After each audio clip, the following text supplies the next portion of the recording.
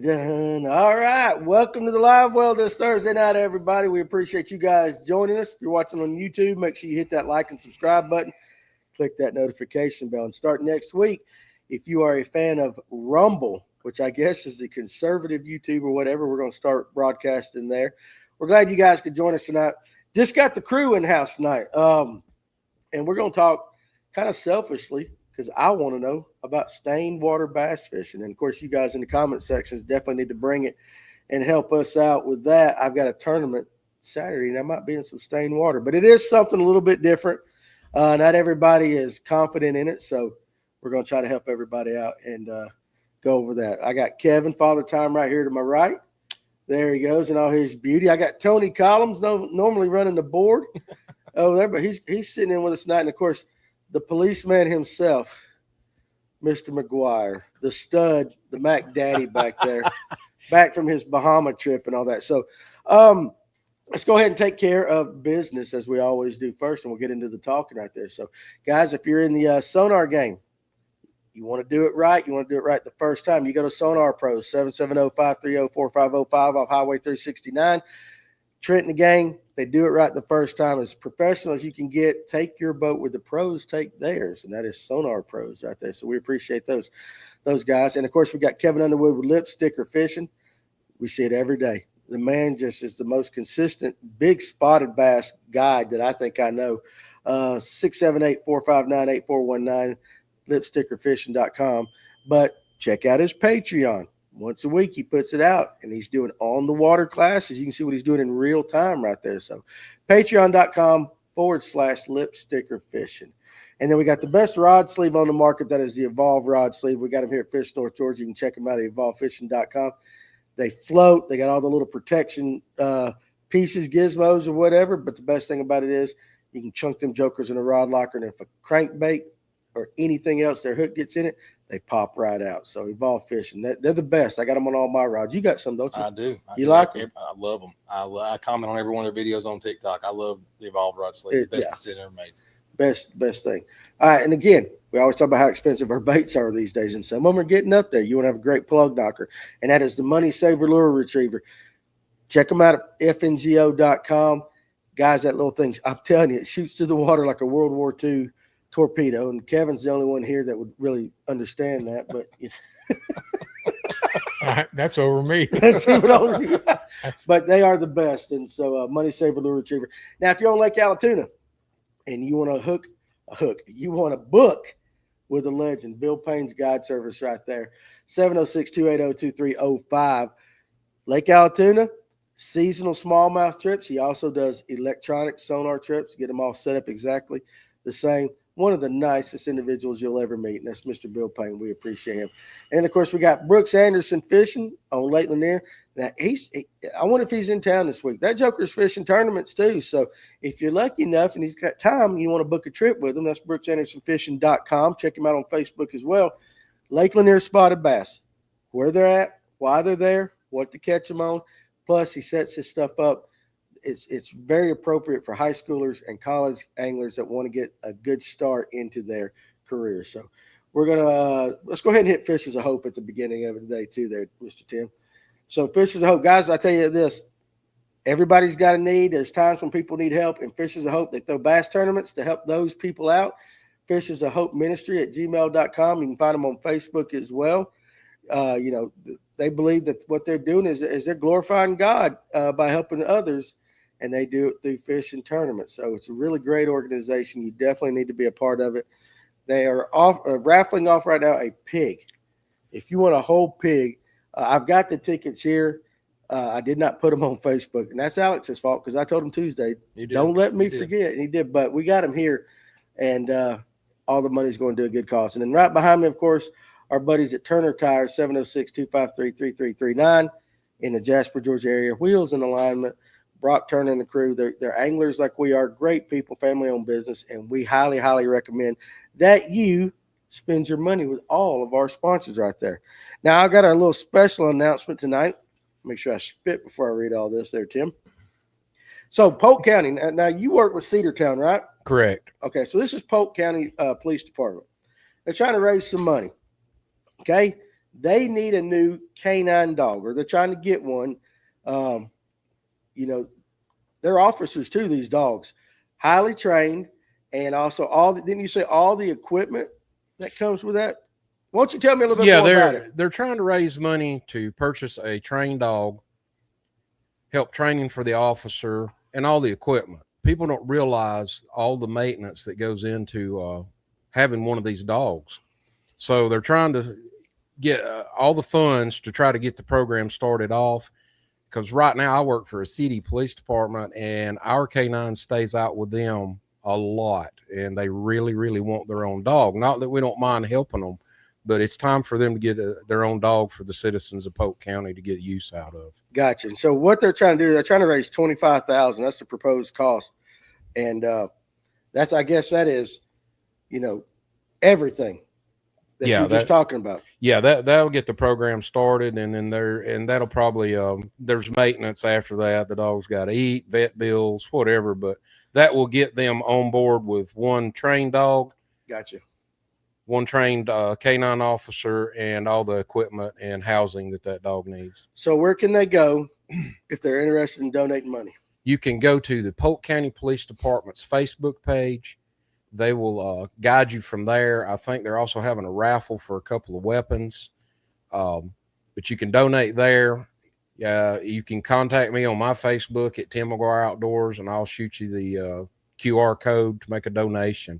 $5 to $500, whatever you can give, they'll gladly accept it. This better get me out of a speeding ticket. Can we give them your number? They get you. Let's give them Tim's number. Everybody, not my number. So if y'all call the shop, and I'll give you Tim's number. If you like police, donate a lot. If you don't like, donate twice as much, and perhaps it'll come back and karma will not bite you. Grant Carmichael, $25K. I've got a doodle, Murphy. I'll do for 100 right there. That's a good deal right there. Hey, listen, think about that. Hey, listen, those German Shepherds and what's that one dog? Malinois. Them damn things are going scaling up buildings and all that. I would love to have one, but I definitely am not trained enough to take care of that dog. But listen, they perform a service, whereas my dog don't do nothing but sit there, get hair everywhere, crap all over my yard. They're nothing but beggars and thieves, and I love them. But these are highly trained dogs. Yeah, if you got it in your heart and your mind to help out Polk County, go do that. So what's up, everybody? We appreciate you guys joining us. Paul B, hey, listen, you won a prize while I was gone. He did. And it's the Evolve bag. You may have sent it. I don't know if I didn't see it, but I need your address so I can send you your prize. Yes, I put a sticky note on it. I left it here with a sticky note. It's sitting over there. We just need to know where to send it to, buddy. It's sitting in the same place. So send me your address on Facebook Messenger at Danny Pruitt. So anyway, got a couple of guys already talking a little bit. I got a tournament on Allatoona this Saturday. A lot of guys got tournaments. You're fishing, didn't you say? Sinclair. A lot of guys are talking about how muddy the water is. Now, muddy is a relative term. Stain is what it is most of the places, but it can get like chocolate milk at times. I know over here at Latham, the electric only reservoir, my buddy John Aldred was over there the other day, and he said like 6 inches visibility. So we just thought, hey, this would be a good time. We talk about pre-spawn fishing and all these different techniques, and I know a lot of guys like stained water. But let's talk a little bit tonight about stained water. And if you guys want to get into the professional, not the drama so much, but the way maybe professional fishing needs to change just a little bit to eliminate some of these problems like the information. I personally think they should do away with the info rule, and I know that might ruffle some feathers, but at this point, good Lord, polygraphs and infos, you can't go nowhere without hearing information these days. So that's just me. But we can talk about that. We're going to talk about stained water. And so I told Tony, come up here and talk. And we'll start off with you, Kevin. We'll start off with you since you are the senior elder statesman of the show. What's your question? My question is, you're going to be on Sinclair.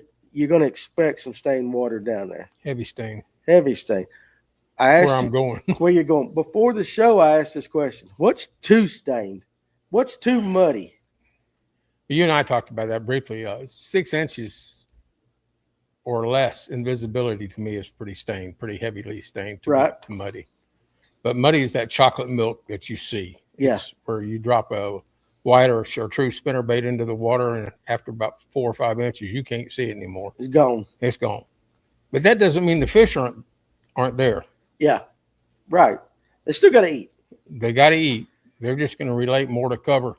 But do you stick on the bottom? Is that okay? So they're going to relate to cover. They're going to stick on the bottom a little bit. But if you pull into a creek or something like that and you see it's closer to chocolate milk than it is just slightly stained, in your mind, you're like, I'm just going to go somewhere else.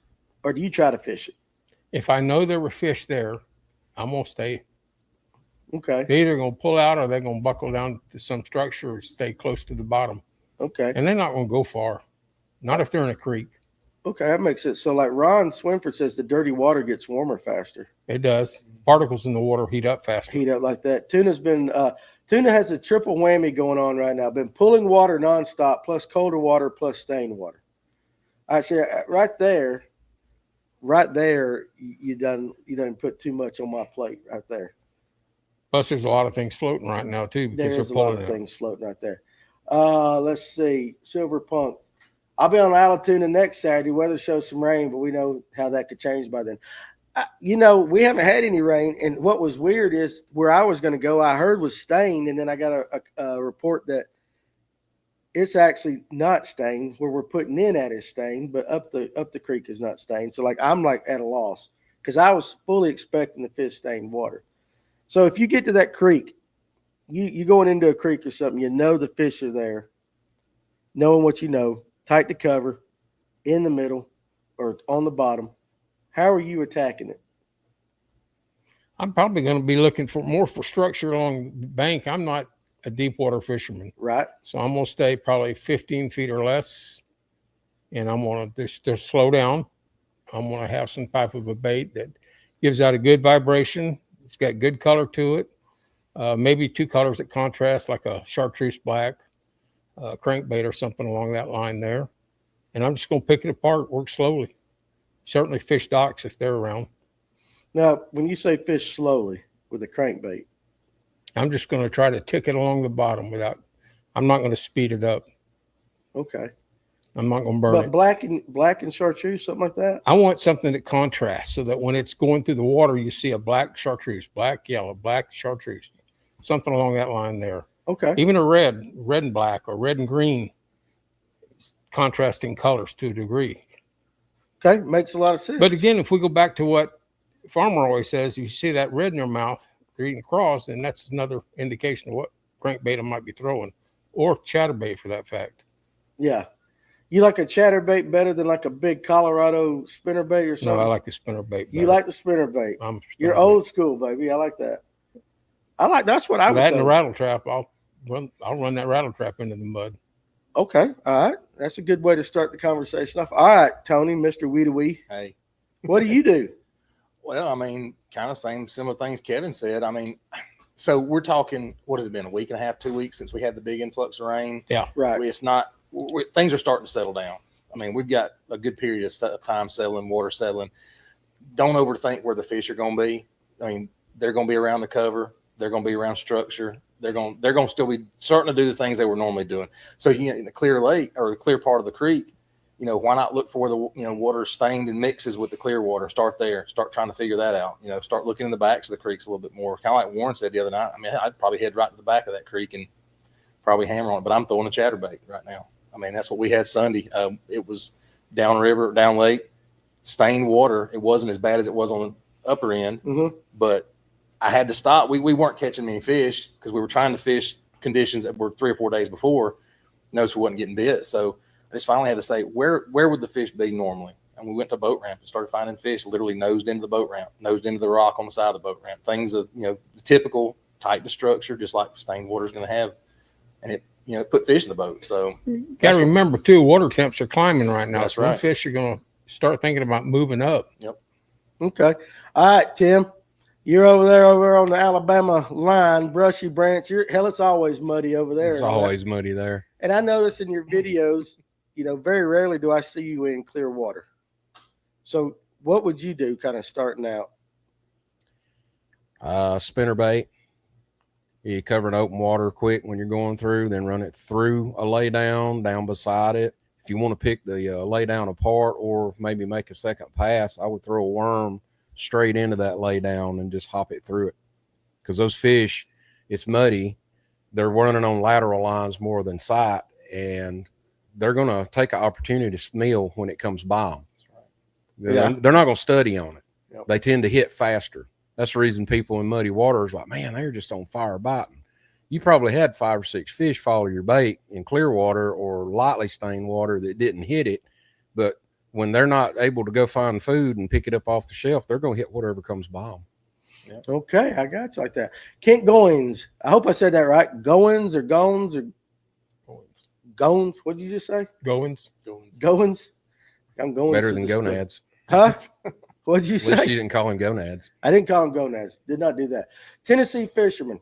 Cold, muddy waters out of the mountain is no good, but warm rain gets spring started, always chasing temp. And that makes sense too, because I think, if you get the rain, like, so right now we're in the 70s, it's going to cool off a little bit, but the nights are not going back down to the teens. So we're not getting that stuff. So, it's just a confidence thing too, I think, with a lot of anglers. When they pull into something, they're like, man, this water's dirty. Yeah. But you're right. And Kevin, you said it before the show, fish got to eat. They got to eat. They got to eat no matter how dirty it They're is. going to spawn or they're going to eat. That's all they're here I mean, for. you may get that They initial shock. sound like me. I'm spawning or eating. You may get that initial shock up front the day of or the day after where they might shut down, like really shut down, but they're going to start turning back on again. They're going to start because they got to eat. That's what they do. Yeah, it's short-lived. I mean, it doesn't. We're going to Yeah. do whatever we think we have to do when Right. they do shut down, because most time when they shut down, it's when a tournament's starting. That's exactly it. Oh, So you don't have a yeah. choice. You got to get out there and do something. 100% like that. Ron says, typically when they pull water like that, the fish will suspend off the cover. Now, Alatuna, I saw an earlier comment, has been, now they lower it every year, but we got so much rain 2-3 weeks ago that it filled the lake up, and now they're trying to lower it back down, I guess preparing for more rain, if we have more rain, so it doesn't flood. But he said 6.5 feet. 7 feet now. It's 7 feet down over the last week and a half. That's a big drop. It's huge. And I guess the water's got to be a little stained up with that too. So Mark Garrett wants to know, the BFL on Lanier, will it be one deep or shallow? Yes. Yes and yes and yes. Popular consensus, yes. I mean, you're going to have guys that find them in both places. I think we're too far. I think we're outside the initial shock of that big rain that came in and muddied up the water till all the fish are going to start doing their thing. They're going to be moving out back to their normal spots, whether you find them shallow or even remotely deep. I don't think it's going to be I think you're going to find them both, especially in Lanier. I don't get to fish there a whole lot, but Yeah. seeing the quantity of big fish there, I don't see why you wouldn't find them in both spots. I would say this, it's going to be to the angler's strengths. Yep. If the guy's a scoper and likes to go deep, he's going to find the fish. And if a guy's a bank beater, he will find the fish. So what will win? Let's see. Didn't you say it was going to be windy, Kevin, on Saturday? 10 to 15. 10 to 15? I'm going to say it's going to be one shallow. I think somebody will go up and find some largemouth, whether it's upriver, downriver, or down south. I think largemouth might come into play because you got those big girls up there, and they got to be feeding up for the pre-spawn right there. So Strike Zone wants to know, speaking of which, when are we going to be in pre-spawn? Right now. I think we're there. One of the fish, I know that a fish was caught end of last week that already had bloody tail on it and was already showing signs. Big fish. What was water temp? I think he said it increased a degree when he got that spot, so it was like 49. Is that on Wadawi? Yeah. He's in the I comments. started to say He's in the comments. He's probably like, I told you not to tell nobody. Hey, But- listen. You can't get nothing past But me, dog. the tournament before that, which was literally 2 weeks ago, a buddy of mine fished there, and he had big largemouth. And he said they're starting to move up, and that's 2 weeks before that. Well, So I think if you saw that one Bardet caught, I saw it. yeah, I mean, that thing's full of eggs. Picture. Huh? That was a nice one. And then he texted me today, and another 10 plus, another double digit came off of Alatuna today, largemouth. Yeah. So they're full of eggs at this time of year. I would That say doesn't mean they're up shallow yet, though. no, but I think pre-spawn. They're moving up. I agree Yeah. I with think what we're- Tony's saying, but Yeah. I just don't think they're up making beds yet. So that was Jim, your buddy Jim. Yeah. He goes, yeah, 48 to start, 49 when I caught it. Yep. Sorry, Jim. Hey, listen, that's just what we do Well, like right I here. said, and that was also right after that rain. We're still in that week or two window where what he caught it on. I won't say what he caught it on as far as, but it was You can where t- you He You posted can, you, it. listen, It you was- can tell me. it was where you would think a fish would be sitting that in muddy water. I mean, it wasn't any big secret, but I won't. It's not a big secret. We're but fishing you the ain't gonna classic. We're say fishing that. the classic Listen this at you. Sunday, And so it I was can't cold, give everything too. away. He don't want to break bike club protocol. Yeah, I can't Bike break Club protocol right there. Pull up Ron's comment right there at the top. I agree with Tim, but you have to realize that fish that live in dirty water all the time get used to it. Lakes that are typically clearer, when they dirty up, can mess with the fish more. So the bougie fish don't like dirt. The dirt fish are just used to dirt. Right. Did I sum it up And that right? goes back to what Tony said. You're going to have to give them a few hours or maybe a day to kind of, Yeah, because acclimate if they themselves. can't outrun it, they're just going to deal with it. Yeah, If they can move away from it, obviously they'll move away from it. But yeah, but I can agree with that. Like something yeah, on they the get caught Coosa. in it. Yeah, the Coosa over there, Brushy Branch and all that, they're not clear water fish. No, the fish over there, if the water gets clear, they think the end of the world just happened. That's exactly what I was Well, thinking. what's that thing? It's the sun. Yeah, right. They've never seen it. And so down on the south end of Lake Lanier, where it never gets muddy, if it got muddy, those fish would probably just like into the world, just like what you're saying, the exact opposite. Right, Are yeah. we saying though that barometric pressure is what really messes them up, and not so much the dirty water or the cold water? Well, I'm not smart enough to make that statement, but we could be Well, saying usually on that day when that front hits or whatever, Yeah, I think. it's good fishing. But the next day or two is when it really. Yeah, I mean, I think I've tried to watch barometric pressure. When I first got back into fishing, I would record it and keep track of everything and times of the day and all that stuff. I think there's too much going on right there with the influx, dirty water plus the you could argue it. I'm sure that it would be that way, but I can't say for sure that it makes a difference, but it may. that. All right. So how about T-Toms right there? Let's pull up that going up. He had one just up. You were close. There you go.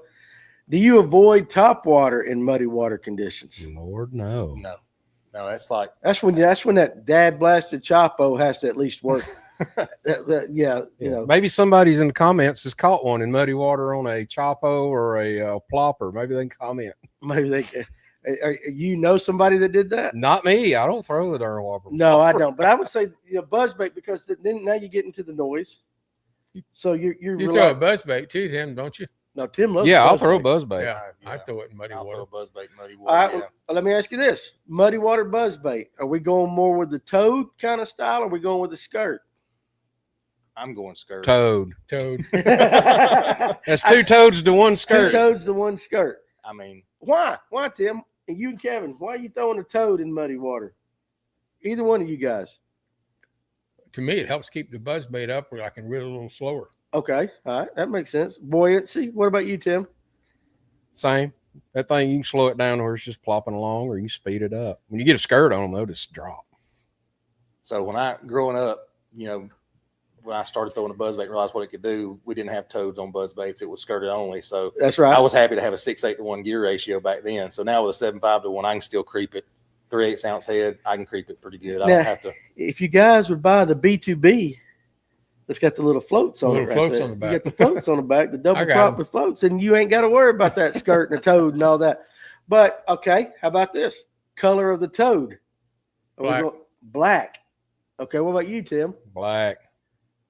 Black. All right, what about you on your skirt? So muddy water, stained muddy water. I'm gonna go either black or white, just basic colors. And if I'm fishing the lake near the house, because of the bait fish that are there, even in muddy water, it's gonna be more of a brim color. So it's got the purples, dark colors in it. It's gonna be a dark colored buzzbait. We were talking about this earlier.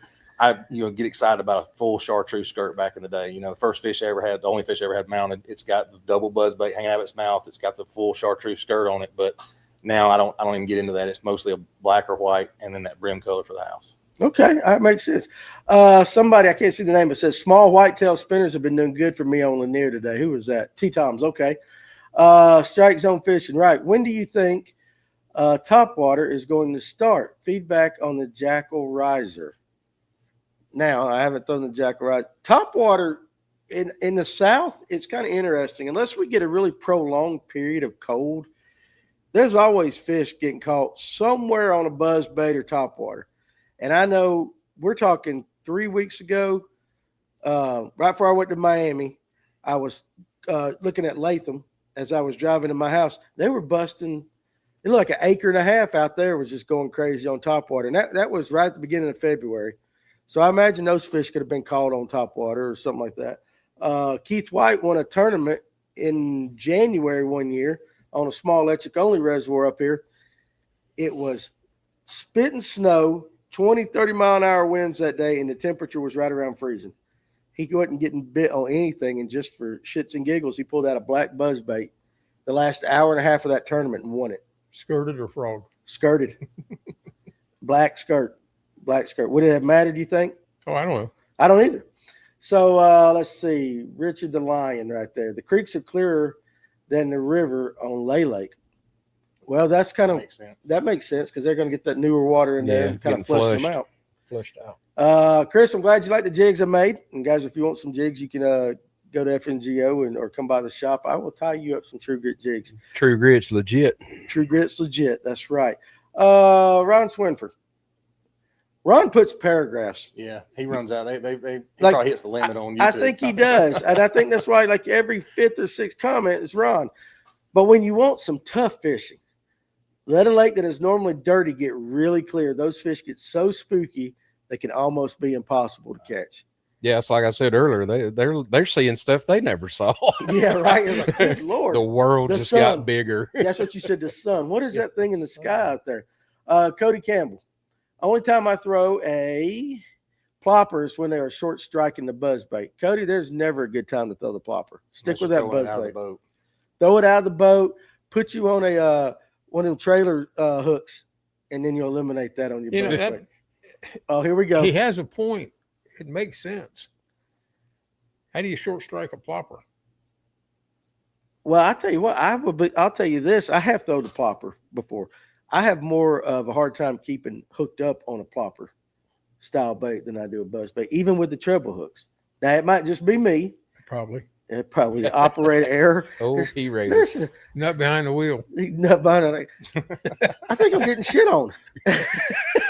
But it was polite. It was polite. It was polite. Yeah, if you're going to get dumped on, that's as nice He as took it a can slight be. jab there. Muddy water buzzbaits. I want a big trailer and some kind of clacker.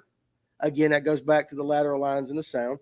That's What's what that? Danny had Yep. Brazalo. a couple weeks ago. Yeah.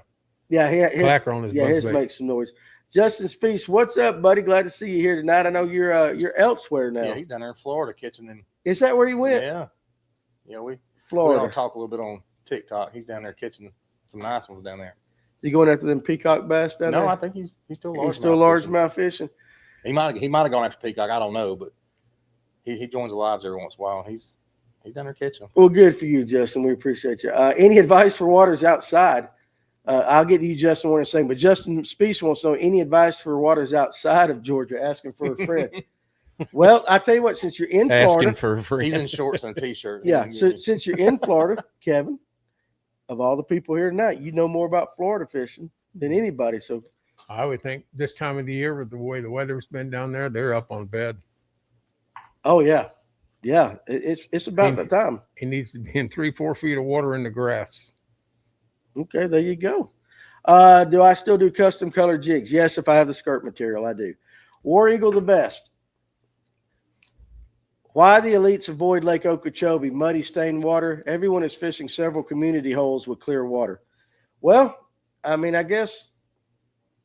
From what I've heard about Okeechobee, I've never fished it, but it's so big till these guys, they know certain areas to fish in. That's where they all go. I mean, it's all they always congregate. Well, they're probably going to be on the northwest to the north side right now, but you can get anywhere back there and get in clear water. Yeah. All the way around the lake. Now, what is clear on Okeechobee compared to like Lanier or Alatoona? 4 feet, 4.5 feet. That's clear on Okeechobee. Yeah, that's but hell, it ain't but 7 foot deep around the whole thing, right? But it might run 3 feet, 100 yards offshore all the way out for a mile, and you're still in 3 feet. Yeah, almost like a bay kind of. It is. Yeah, But you get behind the grass lines, and that filters all that mud and stuff out. So it's Okay. And fish are everywhere down there. But the north end right now, this time of the year, that's where I'd be.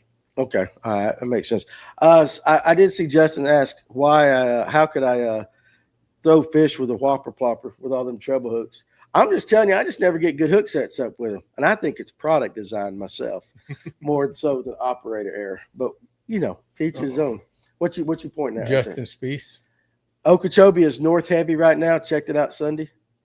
And is that just because of the prevailing winds and everything right now, or this time of year? That's This the better time of water? year, well, the sun's coming up and warming that side up the fastest.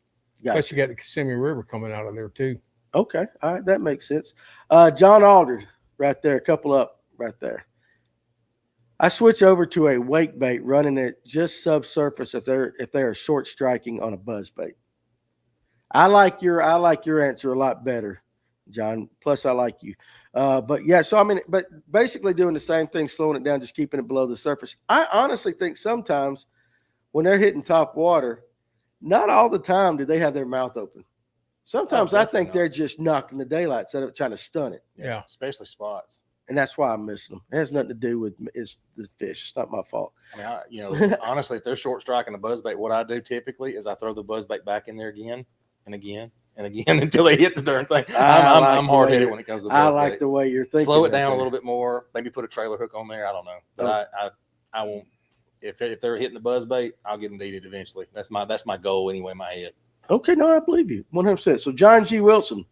Speaking of topwater, I caught 8 bass during our Juliet Slay Nation tournament. Half of those were off a frog. Now, you're a flatlander, though, so he's down there in the flatlands of Georgia on Juliet. So that's pretty cool that you got the frog bite already. Let's see. Cody Campbell Fishing right there.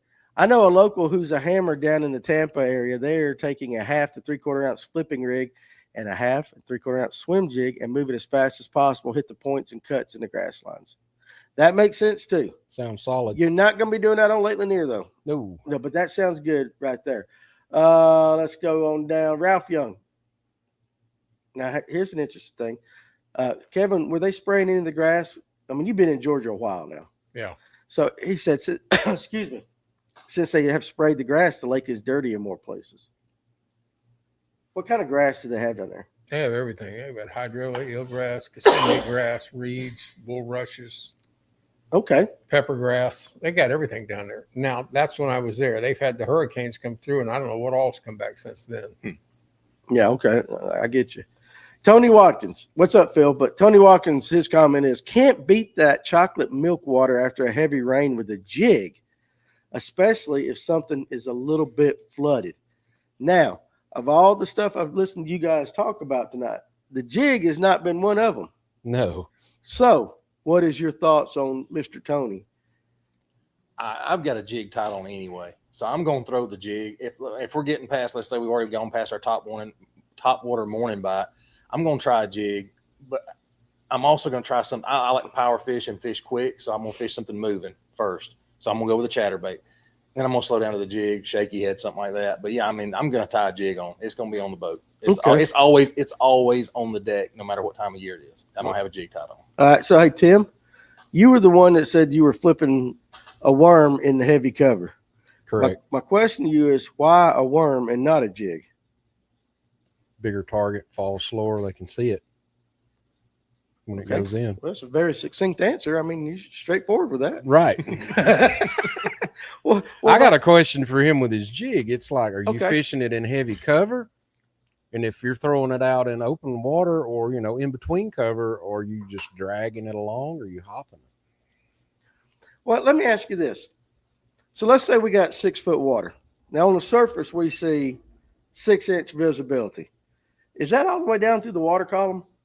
At 6 foot down, is it just as dirty as it is on the surface? It's still going to be dark. Yeah, I think it depends on how soon after it's coming through. What would cause it to stay up near the top?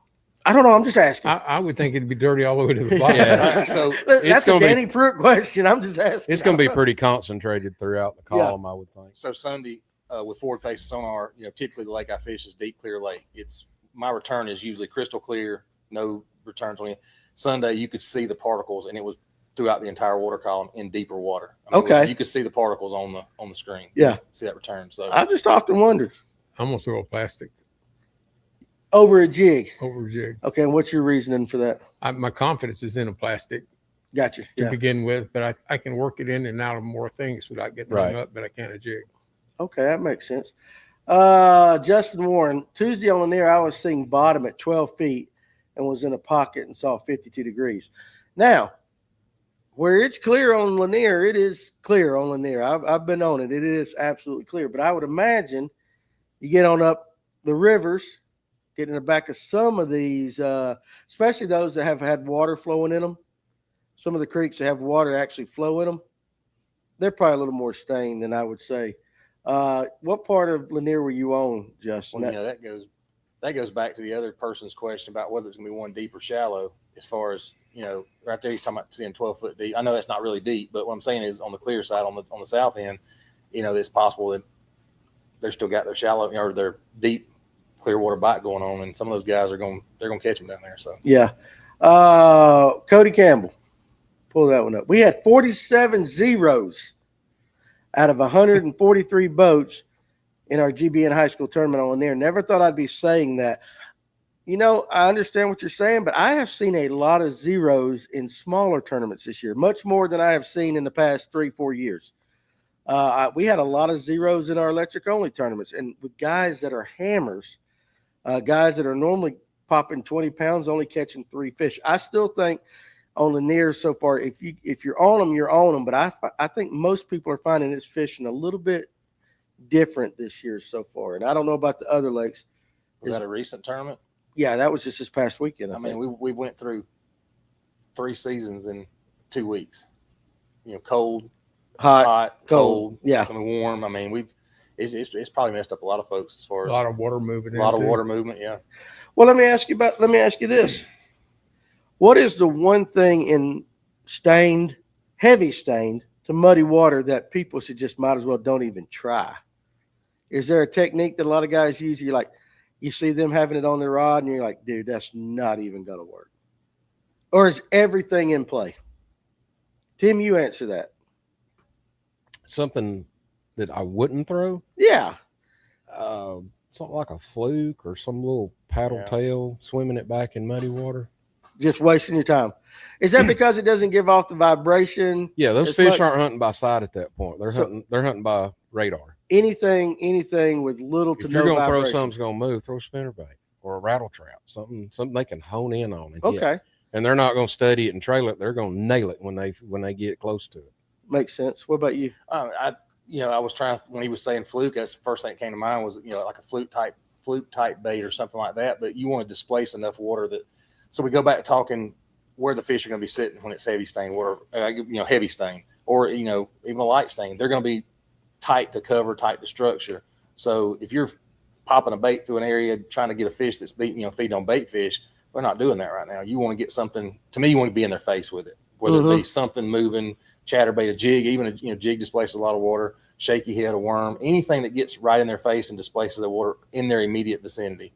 I mean, I guess if you're throwing the fluke where there's, if you're throwing it shallow towards cover, I guess, yeah, it works, but I'm not going to be throwing a fluke in that type of water. I mean, I guess you can catch them on anything, but that'd be my first thought I would not throw anything like that. Okay. For sure. I mean, what about you, Kevin? Anything that makes noise or moves the water, for sure. And that's all you're throwing. Yeah, they're opportunistic. They're going to, if it's there, they're going to eat it. And if it's not within their realm, they're not going to mess with it. They're not going to chase anything. Not far anyway. Right. Well, 6 inches to a foot, maybe. Yeah. Well, which fish, largemouth or spot, do you feel is more comfortable in dirty water? I would think a largemouth would be more comfortable in dirty water. Okay. Just because I'm more familiar with largemouth too, though. But yeah, that's an interesting question because most people think spots are shallow, but they're deep too and everything. Well, they're not territorial. Spots follow the bait, but largemouth, for the most part, don't. They're territorial. Yeah, they set up residence somewhere. Largemouth do.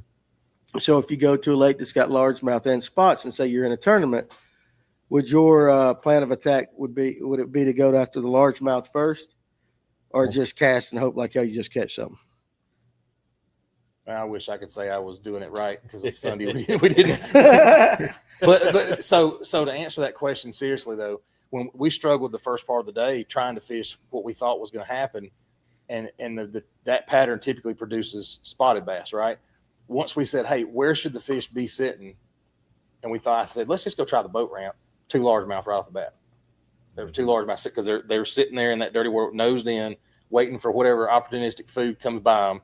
The spots were there too, but they were over more towards the rocks in a little bit deeper water. I had to work for those a little bit more. I don't think spots. cold affects them like at largemouth. It doesn't. I don't think it does either. Cold does not affect spots. Spots as much as it does largemouth. So those largemouth will be shallower, tucked up to something more warm. I know in the coldest days on Wadowee, I fished 25-foot deep water with a jig or a shaky head or something like that, and those spots are just as mean as they are when the water's warm. I mean, they're always hunting. Now this is when it's clear water. Mm-hmm. Obviously, with the stain water, we wasn't finding that, but they were still the spot that I caught Sunday. I thought it was a bigger fish than what it was because it was fighting like crazy. So it's just a spot, yeah. Yeah, it's just so. I mean, they're a little bit different than the largemouth, obviously. All right, so Kelby Elder, kind of off topic. Listen, there's really nothing off topic on this show, so we'll talk about anything right there, Tim. But talking about Rocky Mountain PFA, did the bass school at all on those lakes given there isn't any current, or is there current? I could be very wrong. Tim, you are our Rocky Mountain expert. You answer that question. I don't know about expert, but you fish it a lot. How about that? You can find them suspended out chasing bait. It's usually a little two pounders or less. There is a very mild current in there that comes in from the feeder creeks and it runs across, but I don't think it has as big of effect as any other kind of system. Okay. It's just not that much. Those fish are usually structure related. They're going to just move up and down. When the lake thermoclines out, which is 12 to 15 feet every year, your lake just got even smaller. Yeah, they're above it. It's just finding them. Yeah, so they're not going to school unless they can get some bait trapped. I mean, because Okeechobee, they'll school down there in 4 feet of water and there's no current. And it's inside reeds. It's just a bowl. But they got the bait hemmed up. And there's so much bait at Rocky anyway. I mean, you got gizzard shad a foot long in that place. Oh, you'll snag some that's like a pound, it seems like. Yeah, it's crazy the amount of gizzard shad over there. Let's go to Fat Bassin right below that. That's a hell of a. Oh, he's got one up there too. Oh, you want this? Well, I wanted that lower one right there. I've had very good hookups with that. Oh, he's talking about. We got to go read the first one. Whoops. We got to read the first one so that we understand the second one right there. I throw a Kistler KLX frog rod, model heavy moderate 7 foot with braid, and a Revo rocket with 50-pound braid with a whopper chopper or a plop chopo. Yeah, that thing. That thing. Now go down to this next one. Right there. I've had very good hookups with that setup. Also, Florida, you take the back hook off the fritz side and you can throw it in the shallow grass flat. So there's a little tip right there about the rear hook. But listen, Fat Bassin. That's the name. Say that like fast 5 times. Fat Bassin. They're just that whopper plopper and that chopo. I think the fish, the way they hit down, when they hit it, don't get me wrong, that thing gets ferocious bites. But I've had more guys complain about the hookup ratio on and maybe they're all using the wrong rod and he's using the right setup to do that. Pratt, if the bait doesn't start with a W, Danny doesn't throw it. That's right. That's right. Wacky. I didn't lie. Wacky. Or worm. a worm, a wacky, whatever it is. But no, I mean, well, I just don't have no confidence in that. I've thrown it. What line are you throwing with the chopo or the whopper plopper? Hell, it don't matter. No. I just know he's talking about throwing with braid, and I only throw my buzz baits on braid. When they came out with braid back in the whenever it was, and I bought my first line, I tried to go to mono after that, and it would break. And so I've always used braid, and to me, it sets the hook. I don't have a problem. Now, I don't like the whopper plopper either, so that's not for hookup ratio. I just don't like it. No reason. I just wanted to get. If they'll bite the whopper plopper, they'll bite a buzz. I just wanted to give you that awkward side. No, it's fine. Just that awkward side. I even caught it on camera. I will die. I will die on that hill. I will die. We've got a short coming out of that one soon. Y'all stay tuned. He looked at me like he felt like he had to say something else right there. You gave him that pause, like set me up. And then what happened? Yeah. Now justified. Yeah. Well, okay. So Kevin, just out of curiosity. Since he throws his buzz baits on braid, what do you throw yours on? 15-pound big game. So mono. Yes. You're on mono. Tim, what do you throw yours on? Mono, Mono. 15 to 20 pound, whatever I got. Now, let's all educate Tony here. Why is Tony wrong on throwing it on braid? Why do you throw it on mono and not braid, Tim? So when I swing real hard, I don't rip it out of their mouths. Now, Okay. if he's throwing on braid, you're just going to kind of have to let them do their own. How's It's your up to the how's fish your on hook the braid. set? I mean, with that braid, I don't have a problem. you're just nailing them anyway. Wait a minute. So back when I started fishing, I only fished it with braid when I was a kid. So I don't know. You don't know anything else. So that instantaneous pause that you're supposed to have with a buzzbait, I don't have a problem. I don't have to look. Now I won't say that. There's times where you're obviously going to pull out of the mouth, whatever. But I feel like I've just been doing it so long until it doesn't bother me with that. You still feel them though, don't you? When you set? Oh, Yeah, I mean, yeah, you're still, you're still same getting in it. mono. Yeah. Pull up Tim White's comment right there, because Tuesday night Rocky came up in the comment sections. He said he was going. Fishing sucked at Rocky yesterday. Only caught 3 for 935. Didn't see or hear of any other bass being caught. Never could get to turn them on. Now, Rocky's like that. When it's off, it's off. When it's on, it's amazing. It's hero or zero out there. Yeah, it's amazing. It So, was pretty much a bluebird sky yesterday too. The clouds were real high that were out. yeah, it makes sense. But It looked tough yesterday. he's really good on that lake. So, if he only caught 3 for 935, it was tough. I know it was funny. Me and Josh went a 2-day classic over there, and this has been 3-4 years ago. And I got one bite in 2 days.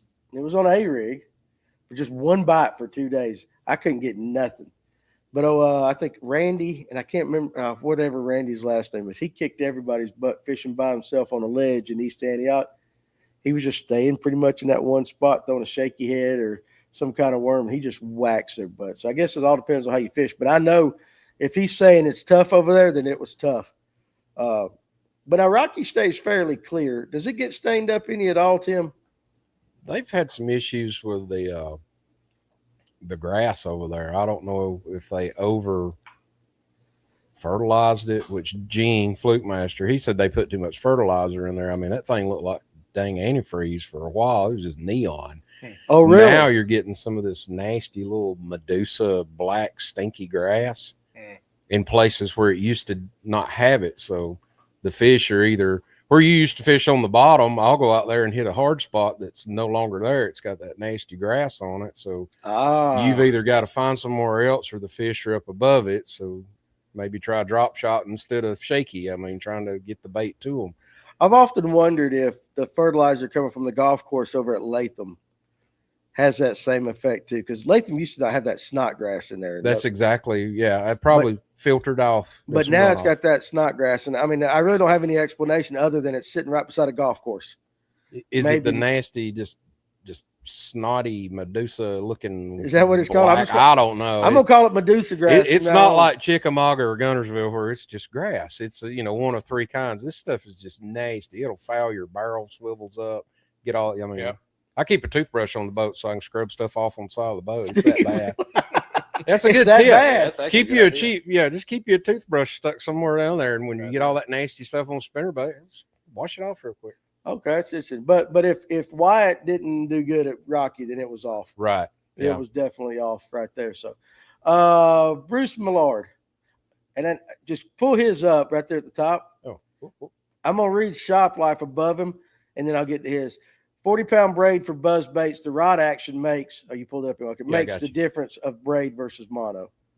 Well, okay, what rod are you throwing that on? That's a 7-foot medium heavy. 7-foot medium heavy. Yeah, I've got an old Ranger, so I can't really get the longer rods on there the way I want to. So I just say everything's 7 foot. Ain't got the rod box. Ain't got the rod Neither box. does mine. I mean, neither is mine. What about you? 7.2 medium heavy. 7.2 medium heavy, Tim? About the same, 7.2. So pretty much consensus across the board. So, but you're throwing this. You guys prefer the mono. He prefers the braid. You're just used to that. I can't get the backlash out of braid. It just drives me crazy. Really. You know what? It's supposed to be easier. And if it's not bad, it is easier. But if you really blow it up, you're done. Oh, if you cinch it down in there, you're toast. Cinching it. That's You're done. it. You're done. Underwood's here. Lip sticker. Okay. What's up, dudes? I can see Kevin saying that the way, like if he walked in the door, what's up, dudes? Oh, yeah. I did a little muddy water episode yesterday. I was on the back side of the mud. Mhm. So, guys, listen, if you would go to Lipsticker Fish and patreon.com/Lipsticker Fishing, you could see what he was doing right there in real time. So, Kevin, I have no doubt you were on him. Hell, he can catch him out of the Highway 53 out here by the shop. So, Richard DeLion, one of these days we're going to have just an episode. We're going to ask everybody how in the hell where they got their names. Yeah. Richard DeLion. More from my comment above. When the river is muddy and they open floodgates, those spots will be in the current seams or close to the bank, sitting in an undercut. He was talking about the Coosa earlier in this comment. Was you reading? I missed that He was one. talking about the Coosa shutting down the largemouth but firing up the spots. Okay, makes sense. Richie Rock and Roll. Yeah, dragging can be a drag. Right, the dragging can be a drag at Rocky in some spots. I get it. I get it right there. Right below that, Fat Bassin.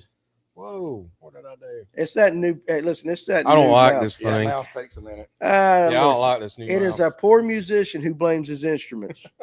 All right, y'all remember that. Yeah. When you throw braid, the rod will load up and pull into them. Don't snatch on the That's hook right. set. That's right. Right. You let let 'em- them you let eat 'em- it. You let them swallow that buzz bait and you just lean into it, you got them. But you know, if you're like me, there's no leaning into it. If I see a buzzbait going under, I'm crossing their eye. Just your natural reaction is absolute just rip. Well, And I'm terrible at a lot of top waters. Let them hit it, give them a second, but I'm not. What do they say? What is it on the cast guys say? Or a lot of top water guys say, just look the other way when you're fishing. You hear the explosion. Yeah, don't be looking at it. Yeah, Don't watch your bait. That don't work for me. Yeah. Wait till it pulls. James Ramsey, right below it. And this kind of goes to what I was saying. We lived in a golf course, and the lakes were the same way, definitely from the golf course. And guys that fish Latham will know, I mean, it's sometimes it gets that real green. But that snodgrass is, throughout the lake's life, a relatively newer kind of, it hasn't always had it. It's always had something, but not like that. Go to Tim right below that. Saw a dead 7-pounder floating. Dead grass was sticking to everything that touched the bottom. Oh no, one of our girls has died. You know what? Hey, listen. One of our big girls has died. That's sad. There's so many of them in that lake. That's what I was getting ready to ask you, Tim. 7-pound. I bet you there's as many 7-pounders in Rocky as any other weight class. Doesn't that seem like when guys are catching big ones, That 7-pounders? lake is loaded with 6 to 8 pound bass. That's I've been what out I'm there saying. when they've been shocking them up and looked at them. Yeah. And they tagged a few. I don't know. The tags may be all gone, but there's tag fish out there. But yeah, it is loaded with big I fish. wonder what it'd be interesting if they could shock every fish up in Rocky, because I know you're going to have some 10 plus and you got small ones, but what the average fish in Rocky Mountain weighs. Because you're right, there's a lot of 6, 7s. It is loaded with them. You ever fished over there? Nope. You never asked me to go. Hell, it's too far of a drive for me. Now, don't get me wrong. It's Tim's never asked me either, Tim. Tim. Yeah, Tim. How come you ain't taking Kevin I'm fish sorry. over at Rocky? I'm gonna give you I got to go Tony over there now. and check this out. One of mine White's pet fish has died. We need to have a ceremony. Yeah, go over there. It's probably one I've caught before. Well, I will tell you this: the biggest fish I've ever caught in a tournament came out of Rocky. I bet. So it was a little over 7. I know Josh's PB it was an 8-pounder caught over there, but it just seems like you see a lot of 6, 7s in that lake. So it's a pretty common size. But interesting, what he said was dead grass was sticking to everything that touched the bottom. Well, that stuff's horrible over there. What And it kind of wasn't- grass is it? I don't know what kind of grass it is. It wasn't like that 3-4 years ago. It's like, I don't know if it was introduced for biological reasons or Is what. it that snot grass y'all are talking about? Some of it's snot grass and some of it, I mean, it's just wiry. It looks like wilted lettuce or something when it turns dark green and starts just, Latham's and got it's something in hairy. it. It's hairy, sticky. It's Not not really cabbage, is it? snotty. Not cabbage. I don't know. Yeah, there's a There's Cabbage. a cabbage kind of that's Yeah. in water. Yeah. What is the grass that Latham has in it? I pull up from time to time, and I can't smell since COVID. But it smells like garlic, and I can get a whiff of it for half a second. Y'all ever get into that? We pull up something every once in a while, and it is a garlicky smelling grass. I can't remember what that is. But you know what I'm talking Yeah, about? it smells garlicky. Yeah, so it's pretty weird. Doc Holliday wants to know if anybody has fished Cedar Creek Reservoir. God, I hate that lake. That's the one in Hall County. You ever been over there? Have you ever fished it, any of you guys? I've never been there. Big fish in it. It used to have a lot of grass in it, and I want to say they sprayed or something like that. Actually, Tim Whitepie can tell you in the comment section about that like much better than I can. Yeah. Is it a idle only, electric only, or Yeah, something? yeah. No, it's Okay. electric only reservoir. Okay. I wouldn't know anything about it. It's different. The guys that know how to get on it can get on it over there. I've just never been able to do that well over there. Far dog. My favorite bait for stained muddy water is a Series 2 size square bill in chartreuse, blackback, number 15 mono or 15-pound mono, banging, and I do mean banging. Okay, so Talking about smacking it into the cover and the bottom. I like it. Making noise and displacing water. Yep.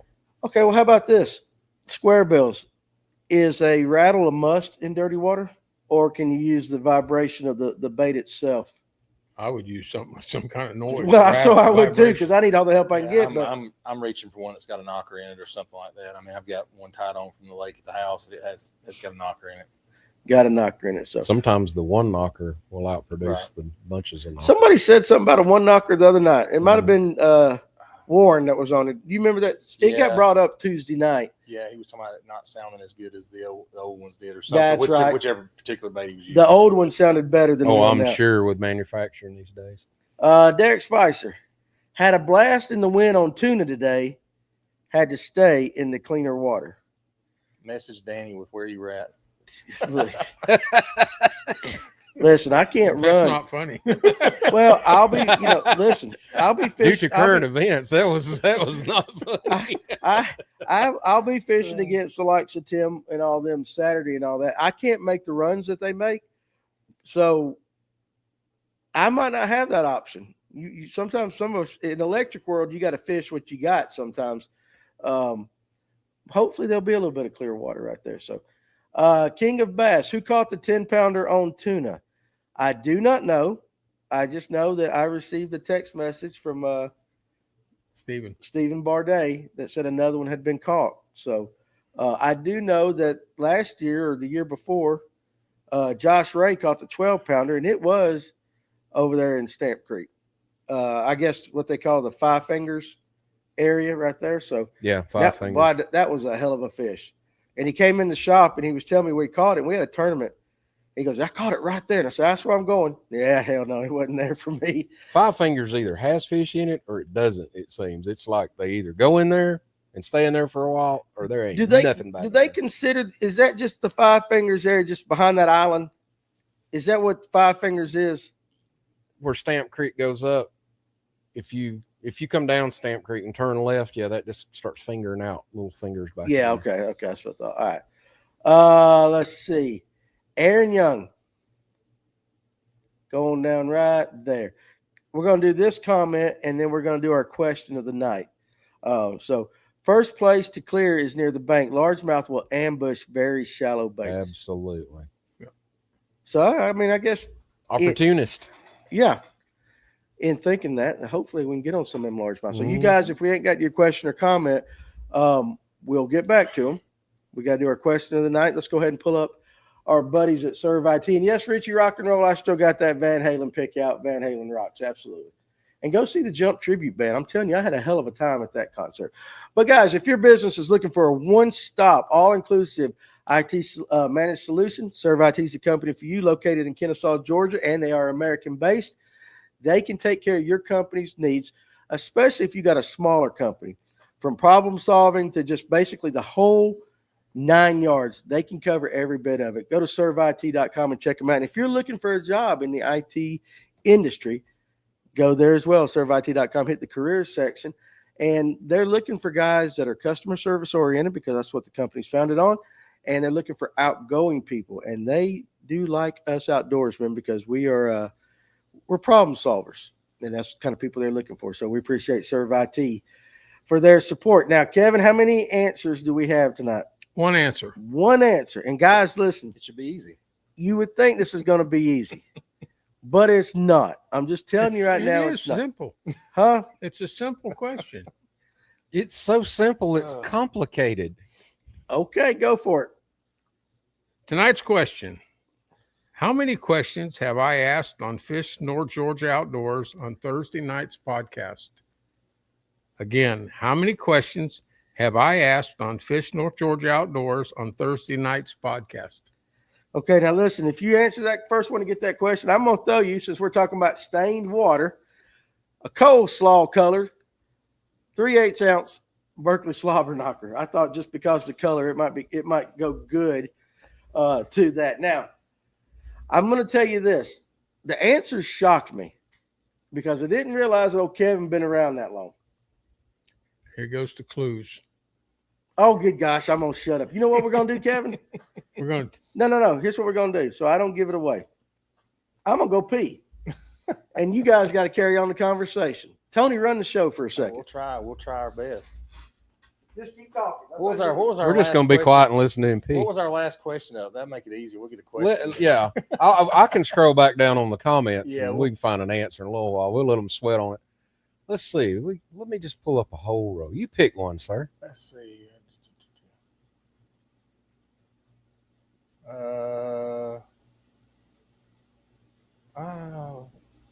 Not much clean water out there. I stay below. look at Far Dog up there. The water temperature on Lake Fork There you go. was 47 Sunday. Today it's 64 on the northwest facing pockets, and a huge wave of fish have moved up. I That bet they have. It's is a 64 heck degrees. of a split there That's on temperature wise. You know, that's something when I was fishing at the house the other day, the only docks that I found holding fish that would bite the chatterbait were the south facing docks where the sun in the afternoon, the sun's, heating up those side of the docks with the shade line. That's where I found them biting the other day. And the water temperature had gone up considerably from what it was about a week before. Yeah, So they're that makes sense. moving toward that warm 3 water. or 4 degrees is considerable. It's huge. Four Seasons is also fishing tuna Saturday. Yep. Tim, Yes, sir. I got to start wearing underwear. Oh Lord! Thanks for sharing. Now Listen, everybody knows Listen, it. I was like, I got to get back to the show. I kind of quick zipped myself a little bit. Y'all didn't hear me in there go, Do you need medical assistance, sir? Call 911. If you do, Kevin, I'm busy. Kevin, can you help me out here? I need some betadine. I've got some duct tape in the truck. I need some I can betadine. get for you. Go ahead and scroll down. And see I got if we some get gaff tape in here. Some gaff tape. Yeah. Has anybody gotten close to this? I don't We scroll know. back We up. don't know. We just left them hanging. This ought to be good. Let's see. Good luck. Now, these are my questions. His Good questions. God, are- 146. We ain't number 200 and something episodes. There's one close. Oh, there's one real close. Oh, there's one I will close. say Real this: close. one of you guys are really, really close, and Darian Moss, it sure as hell ain't you. 407. You can go back and look at all the episodes. Does that count as one? And you know what? Listen, guys, if the number's wrong, it's his fault. I didn't go back and count. I've got every question on here. You can count them too if you want. Wow. Can I give him a hint? No, Huh? no, I can't. no. All right. So Man, there. y'all keep. Oh, there's one so close. Oh, so close. So let me tell you. So one of you They're guys narrowing had it it down. one short, and one of you guys got it one over. Yeah, there's your good clue. One's high, one's low. Oh, yeah. Yeah. So one of you guys was right under it, and one was right over it. This is fun watching. Anthony these must guys. not be watching tonight. I haven't seen his name come across. Listen, guys, it ain't 430. I promise you that. Okay, guys. Some of you guys are getting in the ballpark. Darian's figured it out. You're getting in the ballpark. Look at Darian. You're in the ballpark. Come on, Darren. You're going to win, man. You can do this. Oh, here so we're getting somebody's gonna win right here in a second. It's gonna be Darian. Yeah. Here's You got Darian. it. Darian Darian got Moss. it. Darian got it. We're so proud of you, Darren Moss. Oh, He earns that for the effort of his I was poor waiting for the one thumbs, guy to man. do the- like listen, like his ass was typing like hell there for a second. Like, Yeah. You won that just literally off Yeah. thumb power, buddy. 62 cents, 63 cents. so 68 is the right answer. That's correct. 68, and that surprised me because I didn't. I mean, y'all want to know how Kevin got on the show? Same way all you guys got on the show. He just started showing up at the shop. Hey. And then one night, hey, you're gonna be on the show. That's what happens to everybody up here. Y'all That's- come up to the shop enough. That's the truth. That is the truth. If you come up to the shop enough and you're here on a Tuesday or Thursday, we got open seat. I think it was my third time. I was sitting with Tim. Next time I came, you said, you're on tonight. Hey, listen. Well, you know what? And you've done a fantastic job. I have a blast here. Oh, You I do. love it. And he feeds us. That's the Mm. best part. Yeah. He feeds us well. All right. So We had hot meatball subs tonight. hot meatball subs. We did. Those What are we had? delicious. We had Italian subs last week. Italian sub last week. We had Cuban sandwiches while you were gone, I was Danny. in Miami and y'all had the Cubans. Well, We you had could have ate Cubans. one closer to home down there, I guess. I did eat a Cuban while I was in Miami. She no, never mind. Keep on going. Okay, so guys, if you had a question already that we missed, go ahead and type it in again. And Darian Poor was Darren, he was still going. Darren was still going by the time I Darren. caught up with him. Look at, wait, 79. You won, Darren. 81. Danny, did you get the beans above the Frank? No, I got the Frank, buddy. Well, Phil. Straight up Frank. So somebody was paying attention that I caught myself in my zipper. But yeah, I don't know. Phil if you gets it. would, Yeah. I don't know if you would call But it. Danny's the one that got it. I got it. Frank. You got a pet name for yours? What? I just didn't look at Tony. Put the Everything. put the Suddenly there camera was on Tony silence. right there. Listen, We vapor locked Tony. Look at that. Tony, Just, you ain't got a pet name? I mean, yeah, I'm not. You do. Oh, you said yeah. No, I don't. Tony. All I could think Yeah, was no. little fella. Hey, little fella. I call mine Sally. What's up, Going Sally? out with Sally. Oh, Snagless Sally is not Oh. snagless right there. Anyway, yeah. Okay, so let's get back on the talk too. Now we're a little over halfway of the show. If you guys want to keep talking about the Darren got all the way to 92. I'm just scrolling up here. my I lord, think did he break 100? It's over, guys. well, it's 9:05, so them guys are still typing right there. hey, It was 3 minutes ago. Listen, it was 68. It's 68. So if somebody put hell, which one is it? YouTube Look at code- this. you need to slow He down. got, listen, YouTube, he got a warning. He got from YouTube. gigged. I Watch never this, even hey. heard of that. He won, so we got to give him this. See if it works or not. Oh, We only Oh, got put one. it on close. Put it up on close. Close up. Let's try that. Now try it. Come on. Yeah, There we look go. at We are high tech now. For you guys that want to know, it does nothing on a bird. We tried that before the show. Yeah, So, so don't even ask. Yeah. Belly. so yeah, Darian, I may have your stuff. I always forget. Send me your address on Facebook right there. All right, let's get back into some. Darian, questions let's here. go. KP. Tim is spot on tonight. A lot of truth coming from the man from Rome, Georgia. Oh Lord. Right there, though. So pretty much that's pretty cool. Cody Campbell, I've got a raging fever. Gonna go ahead and go to sleep. You need Great show. whiskey. Whiskey helps. Yes, Philip, I like it. Whiskey and honey. So here we go. Justin Warren, 742. Good Lord, son. Brad Silvers, we got a serious question.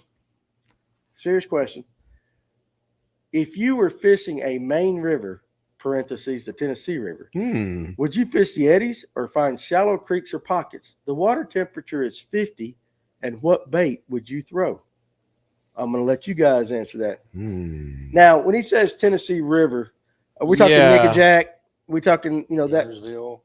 I mean, could be any of them. I can tell you Yeah. right now, if I'm on Nickajack, I'll do exactly what Sal Pinto and all them said. You can throw all the other stuff, but you better carry you a morning dawn worm of some sort. Oh yeah. If you're going for smallies, Well, I caught my largemouth. you catch large. I caught a too? 5-pound largemouth on a softy morning dawn. Yeah, they love pinks, purples, and blue crawl. Yep. That blue crawl color is killer. I was on the ledge and almost like trout fishing because they had some current going through, and I would throw it up there, hit them rocks, and just basically let it drift right down that ledge. anything that's like a pearl Mhm. blue with a brown to the top, like on your square bills. I think Lucky Craft calls them it's ghost minnow color. Okay. If the water's clear, all of the fish up there, they'll murder it. Now, stay away from them nasty ass drum though. That's the one we ate on the real American road trip. We caught that drum and that guy tried to Purple cook it. fish. Huh? The purple fish. That's a trash fish. It fought good, Oh, they'll drag your ass all over. but God Almighty! And listen, I got a stomach like a billy goat. That right there was one fish that I did not care for eating right there. Speaking of the American road trip, guys, just letting you know, real soon on our YouTube page, we're going to start posting episodes from season 1 and those from season 2 that have played. And we're going to start creating some more playlists so you guys can watch episodes, and we're going to do a lot of cutting of the shorts and stuff from season 2. And if you want to watch it in real time, go to Waypoint TV. Tuesday nights, 9:30. If you're not joining us here on the podcast, you can go back and scroll it, do the Netflix and chill or whatever while you're watching me. That's a momentum crusher right there. Wrong. Yeah, let's pull Danny up while we're trying to chill. Nobody knows where Ryan went. Ryan went to what's that company he works for? Alltech? Not Alltech. They do Windstream. fiber optics. He's Windstream. He had to go get a real job. We play too much around here. T-Toms. This is a good question. Is there a difference in the distance that a one-piece or a two-piece spinning rod can produce? As far as what I'm thinking he's saying is, can you cast further or equal with a two-piece as opposed to a one-piece? I have no idea on that. I really don't know that. I would say your two-piece rods are generally a little more limber. I think you can cast farther with a one-piece. I throw that 7.4 FX Extreme Angler. You can bomb with that thing. Well, yeah, same line, I'm assuming. But Yeah. Well, if you want to bomb, get some of that cast braid. Get some of that I got to make that investment. X12. You do. Yeah, I got to make the investment. Now, Berkeley just came out with a new line too, and it's supposed to be pretty good. I know Cortland's coming out with a new line that's supposed to be pretty good. I would think of one piece. I would think a one piece give you a little, that's just me. A two-piece where it goes together is usually stiff in the middle. Yeah, they're flimsy, but there's that one little midsection that's usually it has to be. Yeah, because it overlaps. So I would think that the one piece you would get more. And I would say this too. Most of your two-piece rods are, I'm not going to say lower end rods, but they're made more for smaller type of fishing. I mean, you can get them for bass fishing and all that. Most of those are in the 5.5, 6.5 foot shorter. range They're anyway. shorter. So yeah. How many you have? How many shorter rods do I got? One for sure. Two-piece, you said. Two-piece rods? You said they were for shorter. I actually do have one two-piece, but I don't ever use it. Okay. I tell you what I do got. I got a telescoping, one of them telescopic ones that folds out like a travel spin rod. I bought it at Walmart in Kentucky because the little resort or park we were staying at had a trout pond. And I went up there. That thing's a wet noodle. I mean, it is the most flimsy thing in the world, but if you got nothing else, it works. I caught some trout on it. But that goes to my point. I used it for trout fishing. I wasn't bass fishing with it. The drum chooses you, Danny. That's right. It surely did. Far Dog. Another serious question. Now we're going to go back counting right here. Mr. Kevin, how old was you when you fell in love with bass fishing? And the rest of you guys as well. And who introduced y'all to fishing from the get-go? Mine was my mom. Fell in love with bass at the age of 6. Mr. Kevin. Gosh, dog. Okay. I fished in our lake. We lived in a neighborhood that had a lake. And I was probably 12 or 13. But I never really got into – my dad took me, by the way. Never really got into it until I was 28 years old. So that would be 45 years ago. Coming up 45 years ago. When I fell in love with it, I used to go wade fishing on Lake Toho with the alligators and the snakes because I didn't know any better. I didn't know they were out there to begin with. Really? That'd been a hell of a surprise.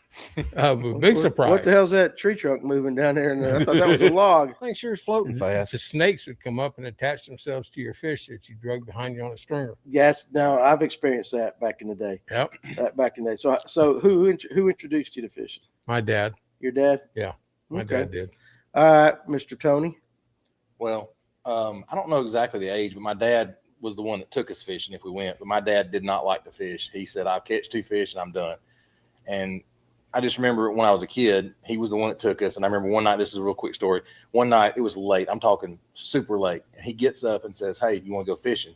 So I went downstairs. I mean, I had probably about 9. I packed everything up, got everything. My dad talked in his sleep. He would literally talk to you and have a full conversation. He said, "You want to go fishing?"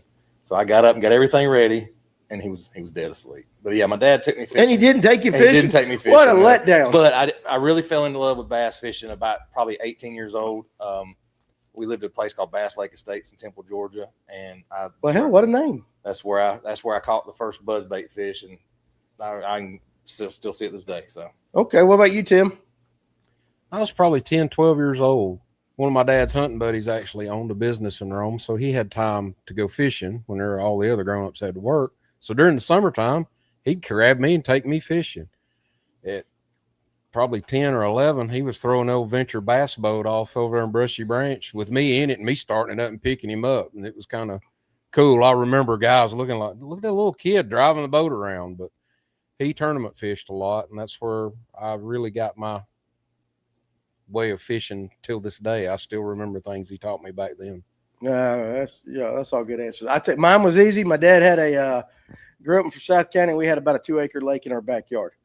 So I was bass fishing pretty much in the 5th grade on, I would say my dad, but I'm self-taught, which explains the poor performance.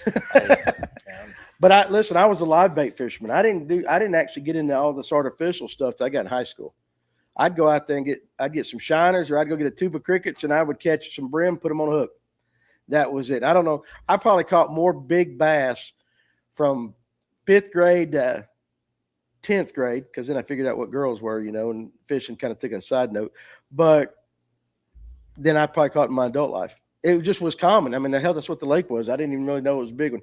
I will say this, though. If I wanted to show my dad would not let me keep any fish out of that lake. So if I caught a big one, I ran it up to the house and I filled up my mom's bathtub and I would put the fish in my bathtub. My mom would get so pissed off at me because there was fish in the bathtub. Farmer wants to know, when fishing muddy water, what's your go-to baits? Your go-to. What's your go-to, Kevin? I'm going to throw a spinner bait first. Yeah. I think I would too. And then I'd probably throw a worm. I'm going to throw a heavy one. I'm going to throw a 3/4 ounce.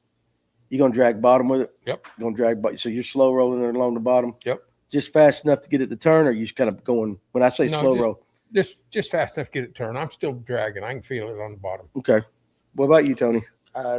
Depends on where I'm fishing, but like the lake at the house, I'm throwing chatterbait. Same principle. I want a 1/2 ounce chatterbait, white, with a white trailer. Okay. Same, like I said, same type of principle with it. Tim? I'm going to throw a spinnerbait, probably 1/2 ounce, with at least number 4, number 5 Colorado blades on it. Probably gold and dirty water, silver and clear water. Which kind of, and I'm skipping some comments. I'll get back to him. But Nathan Owens goes Colorado blade or willow blade in stained water. I'm throwing a Colorado, Indiana. The Colorado Indiana, the hybrid kind of. The old Hank Parker. The old Hank Parker one. Yeah. Something's gonna make some thump and slow the bait down just a little bit so they can find it. Okay. Let's see. Did I miss any of them? Grandfather. So Ron Swinford said, my grandfather had a place at Lake Weiss. Him and his brothers taught me to fish. My grandfather had me driving the boat at age 6. He's always loved fishing. Right above him, Nathan Owens says, my dad introduced me, but he catfished a lot. My dad did too. And as I got older, I leaned towards bass fishing. My dad just seemed to get a tube of crickets or catfish for sure. Tony Watkins, right there. Has any of you used a Bass Mooch shovel tail as a trailer on a chatterbait? Just ordered me some. I have not. I have not. Have you used any Bass Mooch on anything? No, I don't think I own any. What is your go-to trailer on a chatterbait? Right now, I'm using a Fluke Junior straight tail white. I may dip the tail in chartreuse if I want a little bit more flash, but I use it. I like the Fluke. Maybe a paddle tail if I want a little bit more water movement. Okay. You have something to say? You just gave me a look. No, it's just looking at you. Am I in trouble? No. Listen, I don't know. You gave me the look like my wife gives me right there. Give me the old cross-eyed look, like I said something wrong right there. No. Now he turned his head. Well, you just got side-eyed.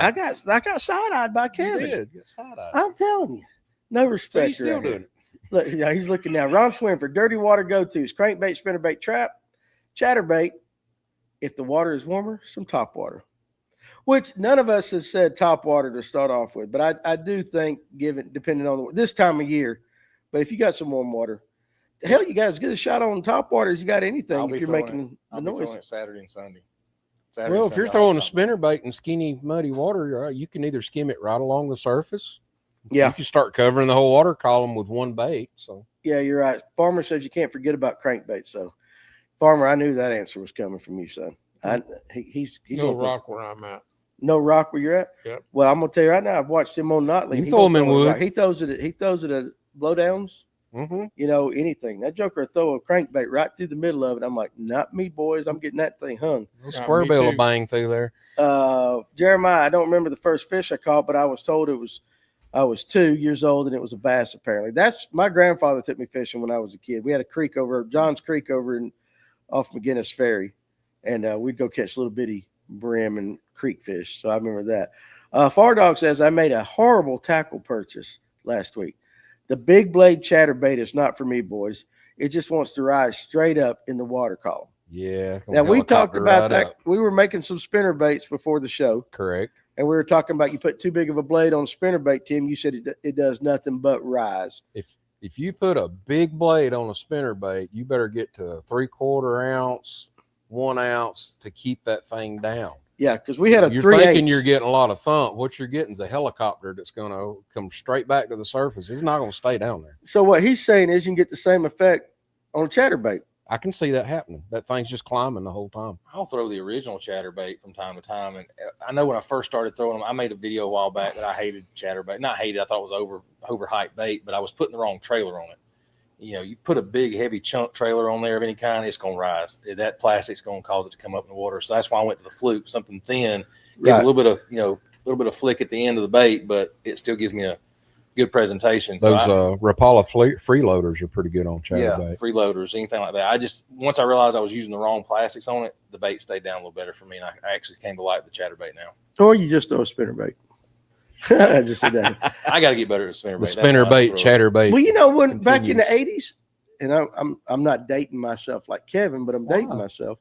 We threw spinnerbaits. We didn't never have trailers on them. We didn't have nothing like that. We just threw regular spinnerbait. But that was you threw a spinnerbait, or you threw a Texas rig worm, or you threw a floating Rapala. Yep. And that, or some variation of those, and that was your baits back then. And it worked, and it still works today. What's that? And it works. It worked then. It works now. How come nobody throws a Texas rig anymore like we used to? They're all shaky now. It's coming. Well, here pretty soon. I still feel Texas rig, black worm. Do expound on that answer there, Tony. Please elaborate. I'm sure the Wadally guys will hate me for it, but come probably late March, early April, Texas rig, black worm, trick worm, or even a Cinco. If for some reason they turn onto that, and they will bite it every time. When if I carry the wife fish and want her to put her on fish during that time, she Texas rig mainly anyway, and we'll catch fish all day on it. Spots. Largemouth spots. That's what I'm saying. Yep. So you're still catching spots on that? Yep. Oh, Dana, FCP Fishing. Dana Smith. He is a Texas rigger. Yes. Yeah, he likes to throw that Texas rig. And he does very well. He does very well. But it just kind of is now. It almost kind of It's caught more fish than any other. It has, but that's my thing. How come guys are throwing a shaky head on Lanier more than? Well, it's thrown more than anything else. So even when you say guys, you're talking really the pros and then the wannabe pros, and not the kids and the weekenders out there that are just out there to have a good time. Right. You think they throw the Texas rig more? I think they throw it a lot more. Do you think once you get outside of Georgia, because we're always talking about Highland Reservoir spotted bass, do you think it's more of a regional thing that we like to throw the shaky head more, or compared to say somebody like Far Dog in Oklahoma? For sure. Or in Florida. I don't think they throw the shaky head that much in Florida. Wouldn't make sense, would it? No. Okay, I'm wondering. And they don't throw the speed worm up here. I think there's so much marketing with baits till we're all looking for the next bait to buy and not thinking about what we used to catch fish all the time when we were fishing. So yeah, everybody's looking for that little edge, something different. But put it in our tackle box. You're right. To counteract that, if you're throwing a Texas rig down, you're throwing something different. At least around it, yeah. So you're throwing something different. I just, growing up, we threw a Texas rig and you threw something like a culprit, 7-inch culprit or whatever with a curly tail. And that was the bait. And then at some point, people just, I'm sure some people still throw it, but it's like, no, that's not. Just like the old school floating Rapala. How come people don't throw that thing? That thing's probably caught as many fish as any other bait out there. Probably has. Why are people on Lake Lanier not throwing? Is it because it's balsa and you can't chunk it as far? But other than that, how come it has to still work? Wouldn't you think? I'm sure it works. Because that was a jerk bait to me growing up. When y'all say jerk bait now, unless you throw it on a spinning reel, you're not going to throw it very far. No, that's true. No, it throws better on a spinning reel. And there's not many guys. Most of them are bait caster, power fishermen. That might make sense right there. But it didn't just stop working. Just like you throw No. what's that old bait you throw at night? Oh, the Topwater bait. I know. Jitterbug. I fished. That's been catching fish for a century. Nobody throws it like they used to, No. but you still do. I throw it if I have to. I don't like to. I'd rather throw that black spinner bait 3/4 ounce at night. You'd rather take But rocks, When but it's real slick and I know I'm not around nothing, no stick ups or anything, I'm throwing that thing.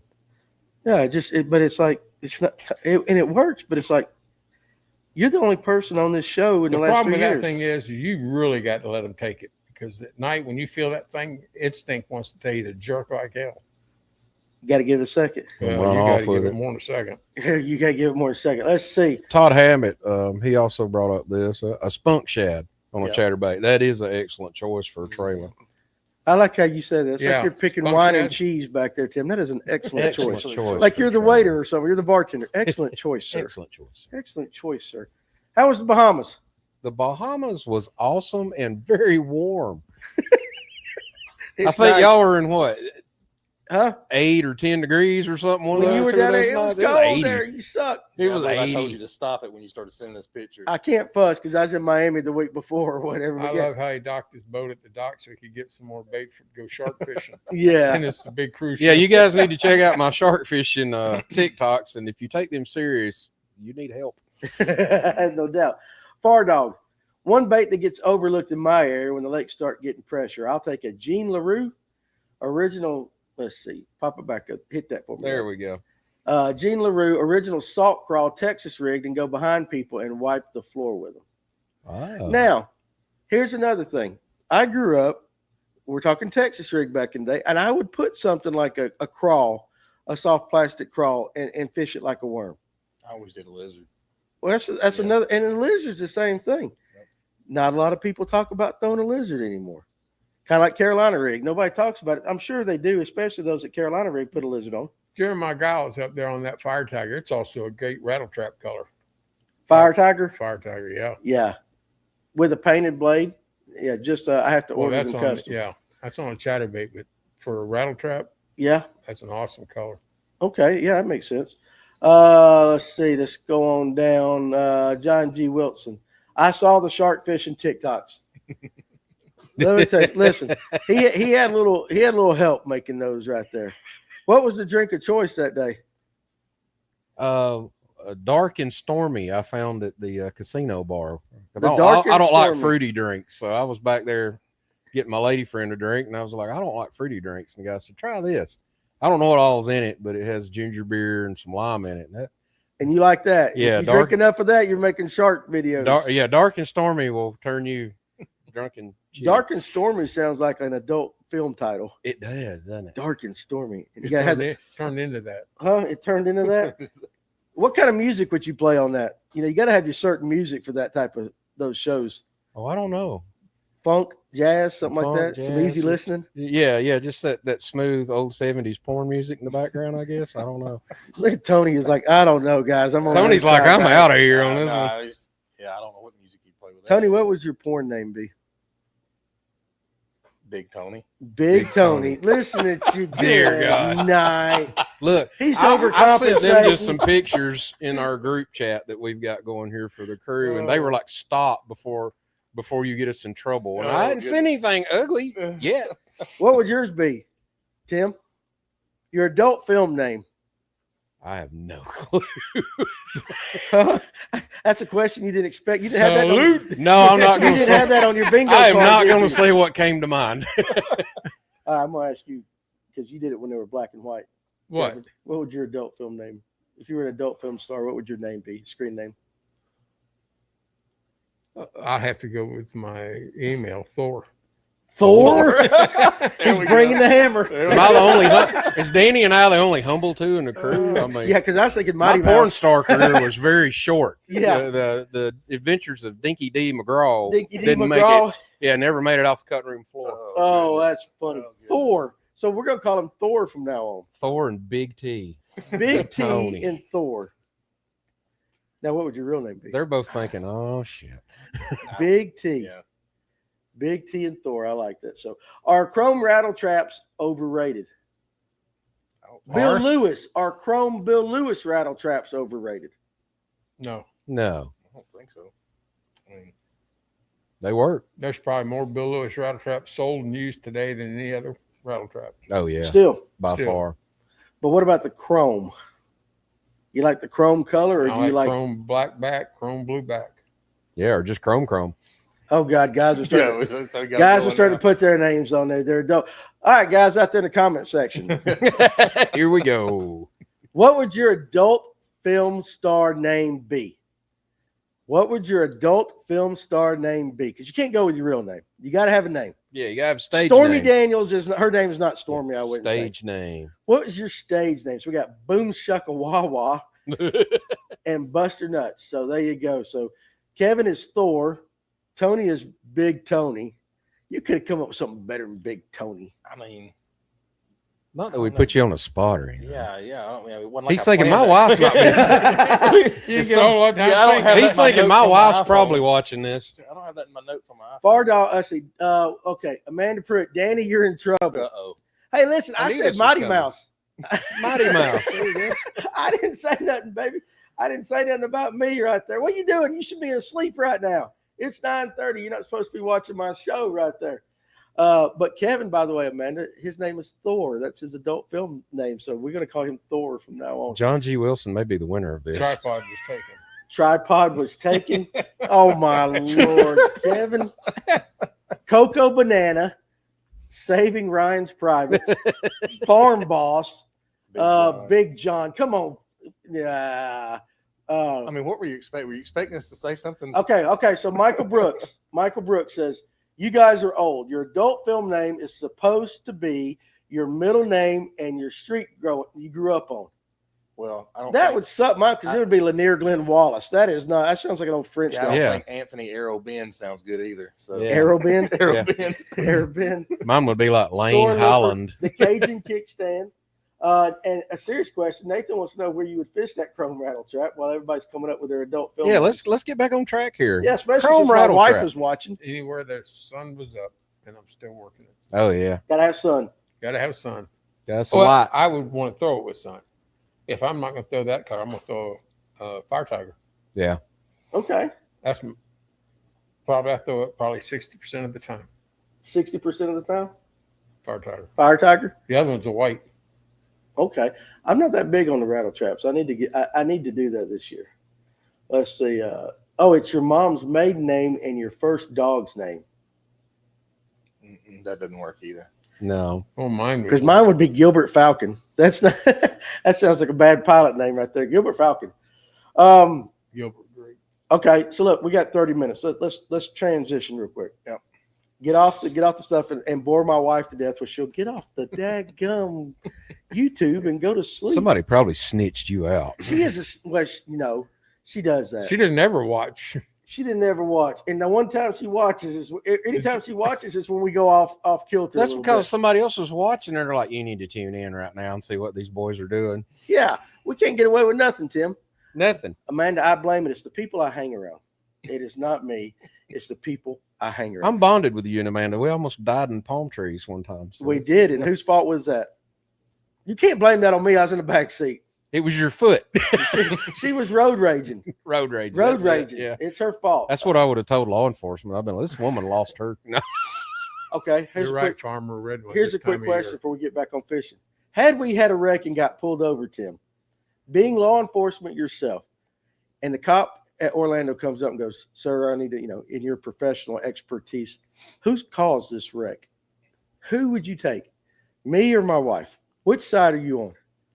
I'm putting you on the spot. What do you mean? Oh, if I had to respond out You there had to and try to respond to a sort cop. that out? Yeah. Tim didn't see anything of bear. I was asleep and Yeah. I didn't see anything. Right.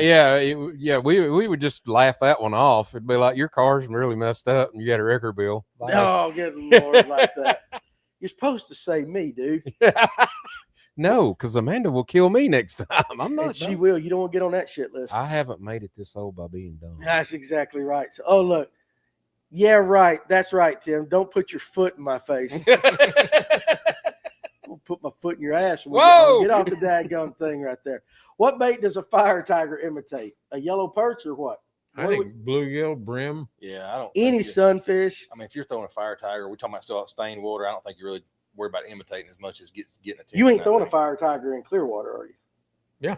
You're throwing clear? Yeah, there's some. You just said stained, so that's what I was I asking. thought I do throw it on. That's something I would throw in stain. There's There's a spot on the Coosa River that I'll throw a fire tiger on. It does catch fish, and it's not clear, but it's not like heavily stained water. It'll catch fish. Do you throw fire tiger on like your Rapalas or your shad wraps or anything like that, or is this just most of a rattle trap thing?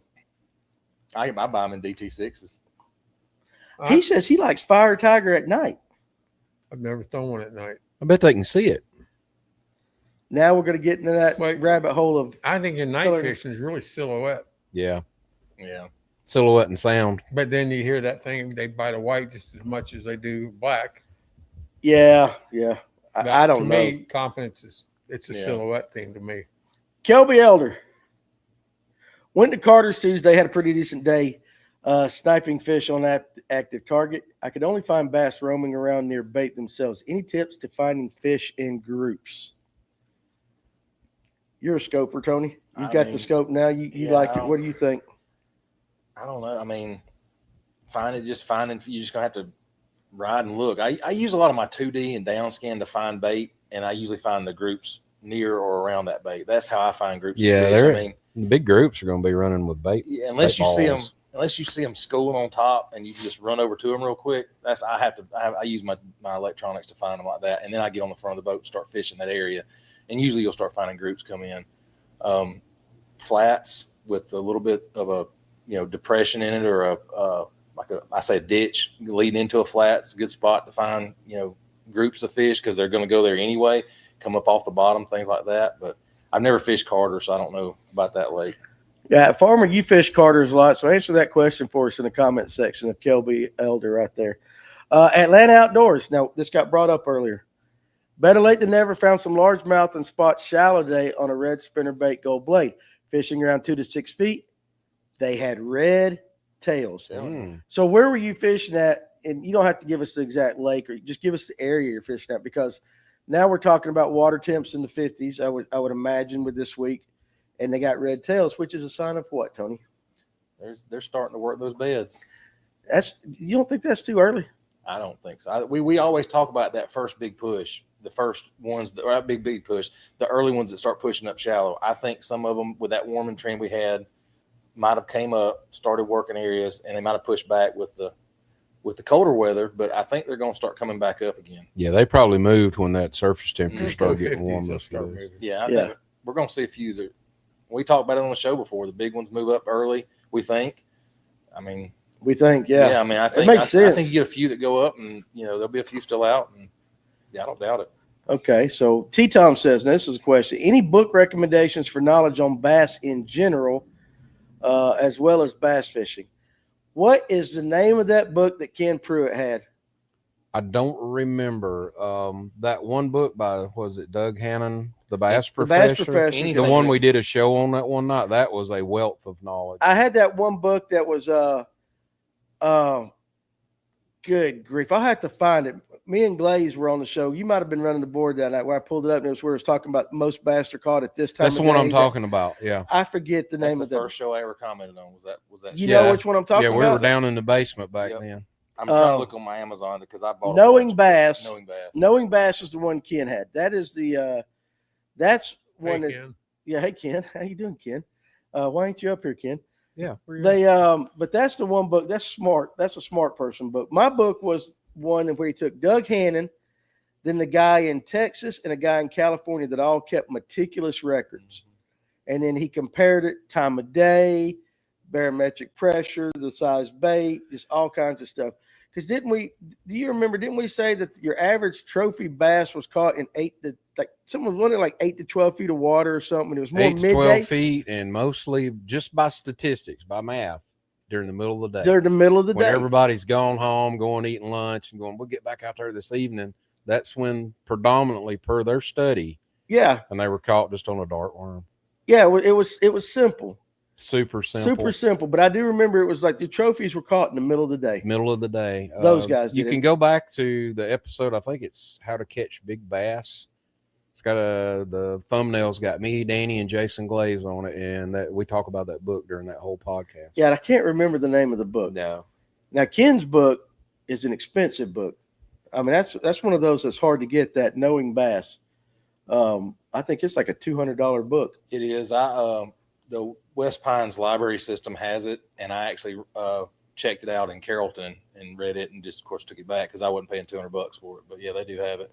Yeah, it's a good book. Hunter Fishing said Henry Cowan's book is good on striper fishing. Lanier, he goes into a lot on info on the forage. And that is like how to catch landlocked stripers or something like that. And it's a good one. Henry goes after them with fly rod, but he is a very knowledgeable man. Atlanta Outdoors was answering your question. I live and fish near Mary Alice, Habersham, Little Ridge Park. Okay, that's good to know. That's good to know. I wish those bass would have been up at Little Ridge about 3 weeks ago when we fished our tournament right there. But that's good to know right there. So yeah, Aaron Young says knowing bass, but you can't afford it. I guess it's just out of print. No, why is it so expensive? It's not in print. You have to find somebody that's willing to sell their copy, and it's rather expensive. Anything written by Doug Hannon's good. I'm just going through my Amazon cart that I've had it before. Catch Bass, Hannon's Big Bass Magic. There's another one. I have to find the name of it. It's another thick book, and it's a guy that's I've talked about it on TikTok, but I can't remember the name of it right now. But it's basically hunting large fish and the tactics for doing that. But I'll have to find the name of it. I'm gonna write a book. You should. Ebook. We'll do the ebook. I'm not going through all that publishing stuff. We'll write a book. All right. So getting later on, I want to ask you guys a question real quick because I put it in the thing we were going to talk about it. So somebody pulled it up and said they ain't talked about this all night. Real quick with the professional fishing, we know what happened with the two anglers on the elites being disqualified for the information rule. We had a guest about a month and a half ago, got disqualified in the tournament because when he went to enter in his license, he had the thing showing that he entered it in, typed in the credit card number, but when he hit send, because of the signal, it didn't go all the way through. It cost him $100,000. Is there something with these information rules, those kind of infractions? I mean, that can be made better, or should we do if we were running bass, how would you handle these situations if you were running bass? I don't know that any changes can be made. The situation or the opportunity lies in if you're in a gas station or you're at a convenience store or in Scott's situation where he's in there working on his boat and some guy walks in, whether he's talking to you or not, but talking loud enough that you can hear him, telling him what his buddies or somebody asked him where you've been fishing, then you're automatically disqualified. You have to report yourself. And is that really fair? Because I didn't solicit information and I don't know all the details. I don't know if anybody really knows all the details of what took place. I didn't see somebody said there was a video today. Well, Scott was on Bass Live today and they had him on there and they presented the same, question to him. And he took his pill the way he had to. I mean, he was not happy about it, but he said the guy walked in, they started talking like we all do fishing. And I think he made the mistake of asking about the watercolor in whatever area the guy Scott was asked. fishing. I think, Scott asked. And maybe that's solicitation. That is solicitation at that point. So I think that. But if in the situation where you had a tournament and it was off limits and you couldn't ask anybody, and I'm talking to Tony over there in the back section there, and you happen to hear us, you didn't solicit anything, but yet now you have to self-report yourself. I heard two guys talking. Well, now say, I'm not going to name the name, but let's just say I had a pro angler in this shop and I asked him this question, and no, it was not Jordan Lee. Just go ahead and put that out there. It was not Jordan Lee. I asked him, he told me, he said it's a gray area, but if he's not involved in the conversation, he's not breaking the rule. That's what that gentleman said. Now, in this case, that's that gray area, and to me, I'm all for just doing away with the information rule, the rule anyway. But what would you do? How would you fix that? And I don't know how the polygraph goes, but it wouldn't be like did you solicit any information, or could it be asked, were you privileged to any information? because now the privilege involves you because you heard it. That's true. That's true. That's See, so I don't know what the wordage would be on a polygraph test for that. well, you should not be a DQ for Scott Martin. Very unfair, says War Eagle is the best. I don't know, but just I know that guy said that he has been in bait shops before buying stuff, and if he hears it, it's okay. If he takes part in the conversation, Right. it's when it gets him in trouble. Well, we also talked about should there be a penalty assessed and still allow the fishermen to fish. See, I think that would be much more fair. You just cost him a chance at $100,000. A 5-pound penalty or a 10-pound penalty. Launch last. Why that? Something. Well, you could still go to the area and launch last. Yeah. That's reasonable. I think DQing a guy, especially on his home lake, dude. You can't put that in there though. You I really know have- it, but you have to- as somebody watching, as I'm an like, observer, yeah, I understand what you're saying. but that's very similar to a local. Let's just say a local kid that we know was suspended indefinitely by his school district because on the last day of school or something like that, he brought a Nerf gun and shot a kid with a Nerf gun on the bus. Now, it's a big toy gun. It shoots Nerfs. By the rule of the law, he got suspended because he has a gun. But common sense tells everybody it's a Nerf gun. So when you're seeing something like this, by the rule of the law, yeah, maybe, that solicitation or whatever, but common sense is like, good grief, it shouldn't be a DQ for the entire tournament. That's just stupid. That's my thought. I like what you're saying better. a penalty. A penalty. Give him a 5-pound penalty. That's a lot in a Bassmaster. Or even a 10-pound penalty on Okeechobee. Adam W. Fishing has a good comment. Huh? Yeah. Adam W. Right here. Fishing. What's he say? The anglers asked for this rule to be enforced more strictly. And They did that because of the younger kids. Remember, all that's going on. And Scott did admit that on Live Day. He said, we asked for it to be enforced more strictly. And Scott made a great point today. He said that it's going to make anglers more cautious about talking. So that's going to hurt the public interaction with anglers now, because as soon as you go to see your favorite angler, if we're in that window of off limits for whatever the schedule is, you may not get a chance to talk to these guys because they're going to be afraid that if they hear something. Is it a year-long rule? Doesn't it start January 1st? Well, whenever they drop the schedule, then it begins off limits or whatever. I mean, I don't know exactly. I think you're right. It's whenever they drop the schedule. And he said, now I'm going to be more paranoid. I think he used the word paranoid. So, I mean, look at that answer right there by Aaron Young. Bass could set up a chat among fishermen, and they can put out any info they have heard on that. If it's put out to all fishermen, it's no longer a foul. Correct. I mean, But you could put out something false. Yeah. Yeah, but I get and that. they had that option in this situation. They could have told all the anglers, hey, here's what Scott was told. Here's the question he asked. But again, you're basing on faith. And I'm not saying Scott would tell a lie. I'm just saying you're based on faith that person is saying, yep, this is what I actually heard. I mean, he could always say, well, no, the guy told me it was muddy down here in this coordinates, but not be the truth. So How about the shame of it all is I think Scott knew where he was going to fish all along before he heard anything Right. from this guy. Well, it's just like the other guy. He fished on the other side of the lake from where he heard about Heron or whatever his name is. Or Yeah, he was like 60, Matt Herron? 80 yeah, miles man, away. he was 70 miles away. Yeah. Yeah. So he didn't act upon that information. I just think, how about this polygraphs? If they're not admissible in court, how the hell can you use them to? Well, I think it's been proven they're not always true in what the bass tournaments have gone on with. There's been instances where they've been overturned. Well, And I've seen guys on social media in smaller tournaments literally crucified over a polygraph, and then they go, pay for their own, and it comes out a different result. Yeah. I mean, I just think there's got to be a better way.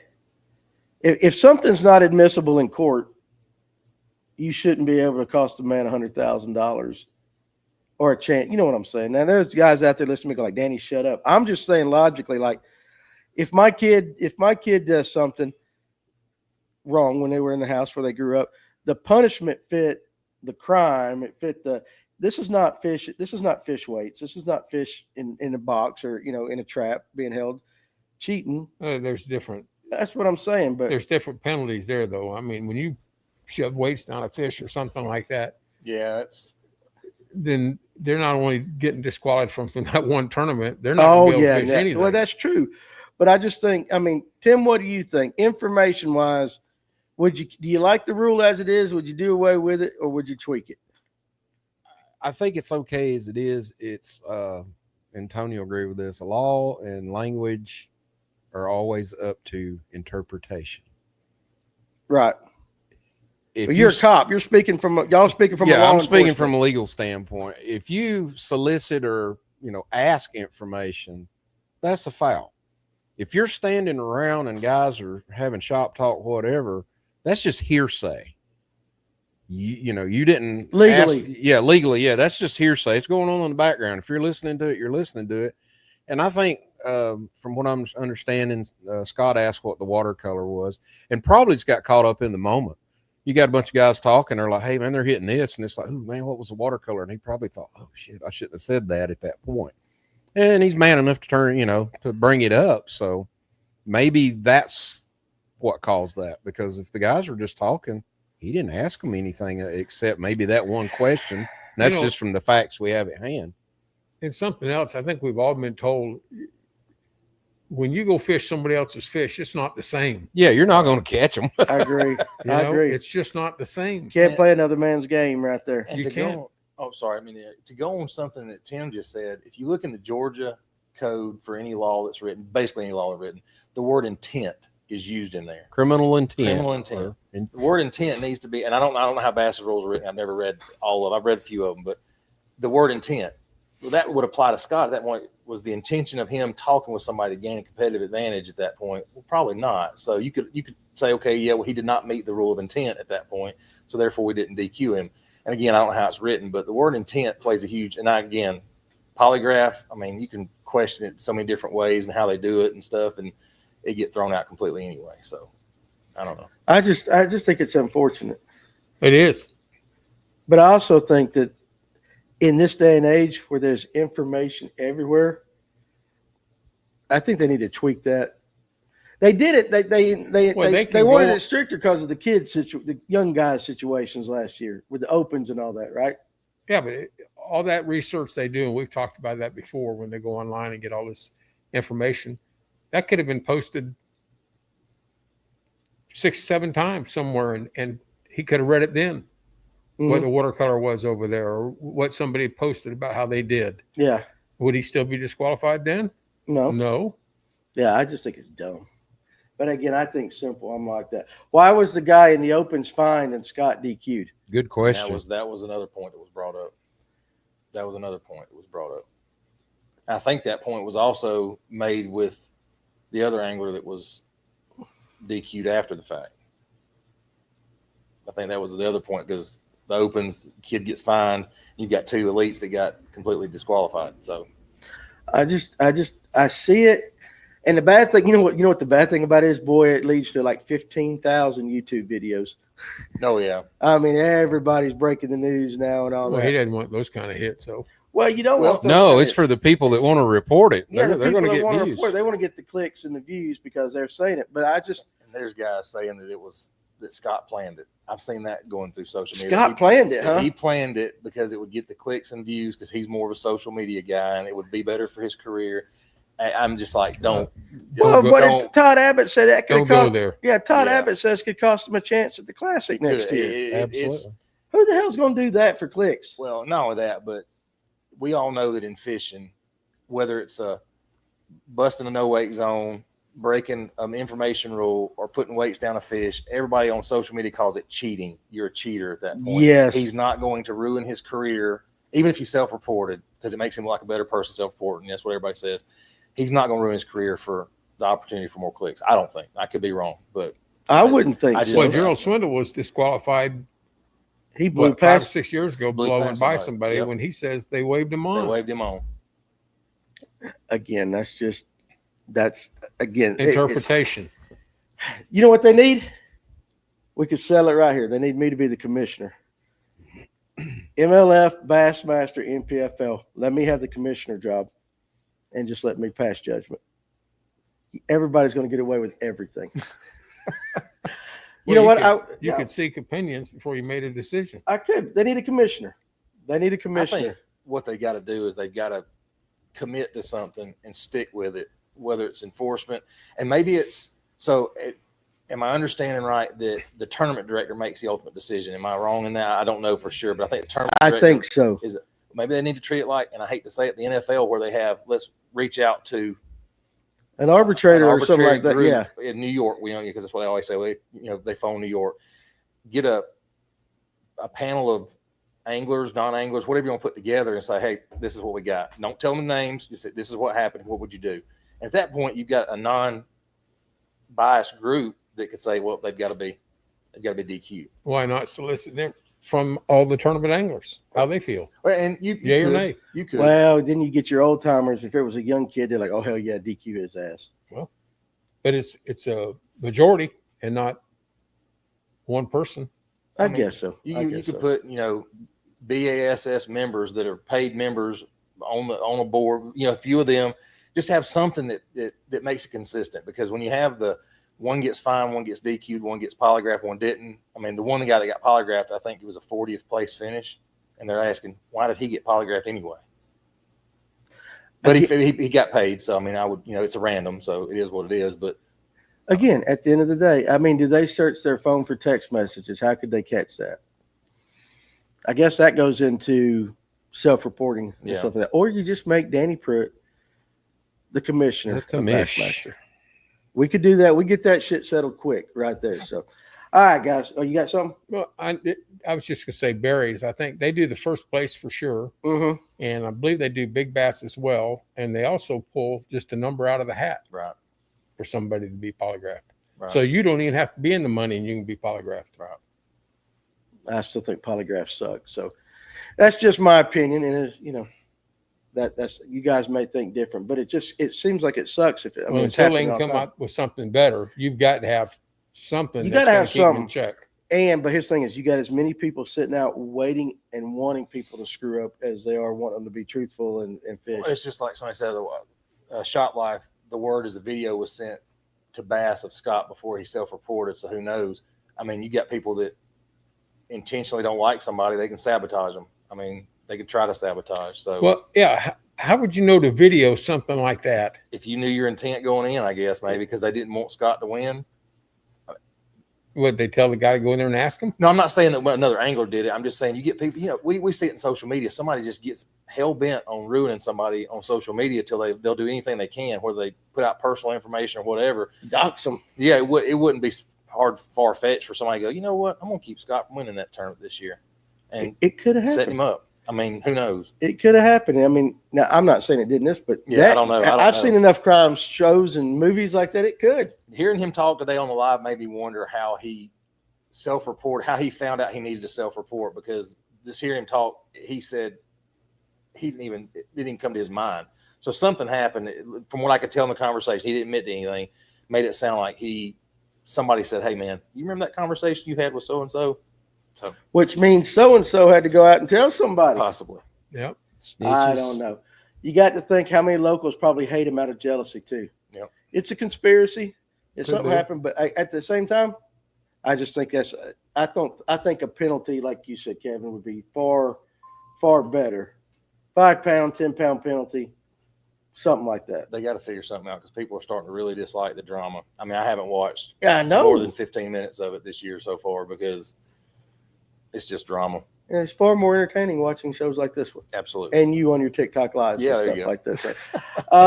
People turning golfers while watching TV looking for 15 minutes of fame. I have seen that. Mhm. He found out because he knew he was already turned into bass, says Shop Life. Crazy out there. Everybody looking to do something. I just say no information ruined, and you ain't got no problem. Let them do it. Can't fish another man's game. Yeah, I mean, why not? I mean, why not take the information rule away and see what happens? But then you've got to.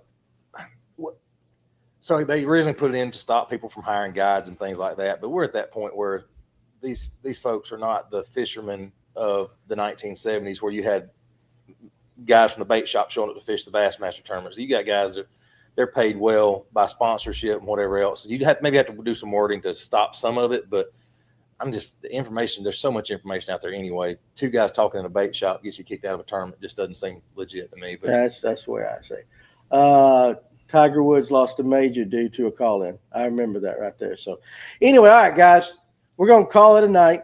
Appreciate you guys joining us. The crew here tonight, appreciate you guys coming up and hanging with me and all that. It was a good conversation, and you guys in the comment section were really, really good. If you're going to be on the water this weekend, as always, stay safe and enjoy your time out there. And we will be back next week, Tuesday and Thursday. And go check out Tim and Tony on all their social medias. What's Tim McGuire's Outdoors, right? I said that right on everything? Tim McGuire Outdoors, T McGuire Outdoors. It's easy to find. It's easy to find, and yours is? Tony Collin Fishing on all of them. Yeah, right there. So you guys be good. We will see you next week. Be safe out there. And don't get no information.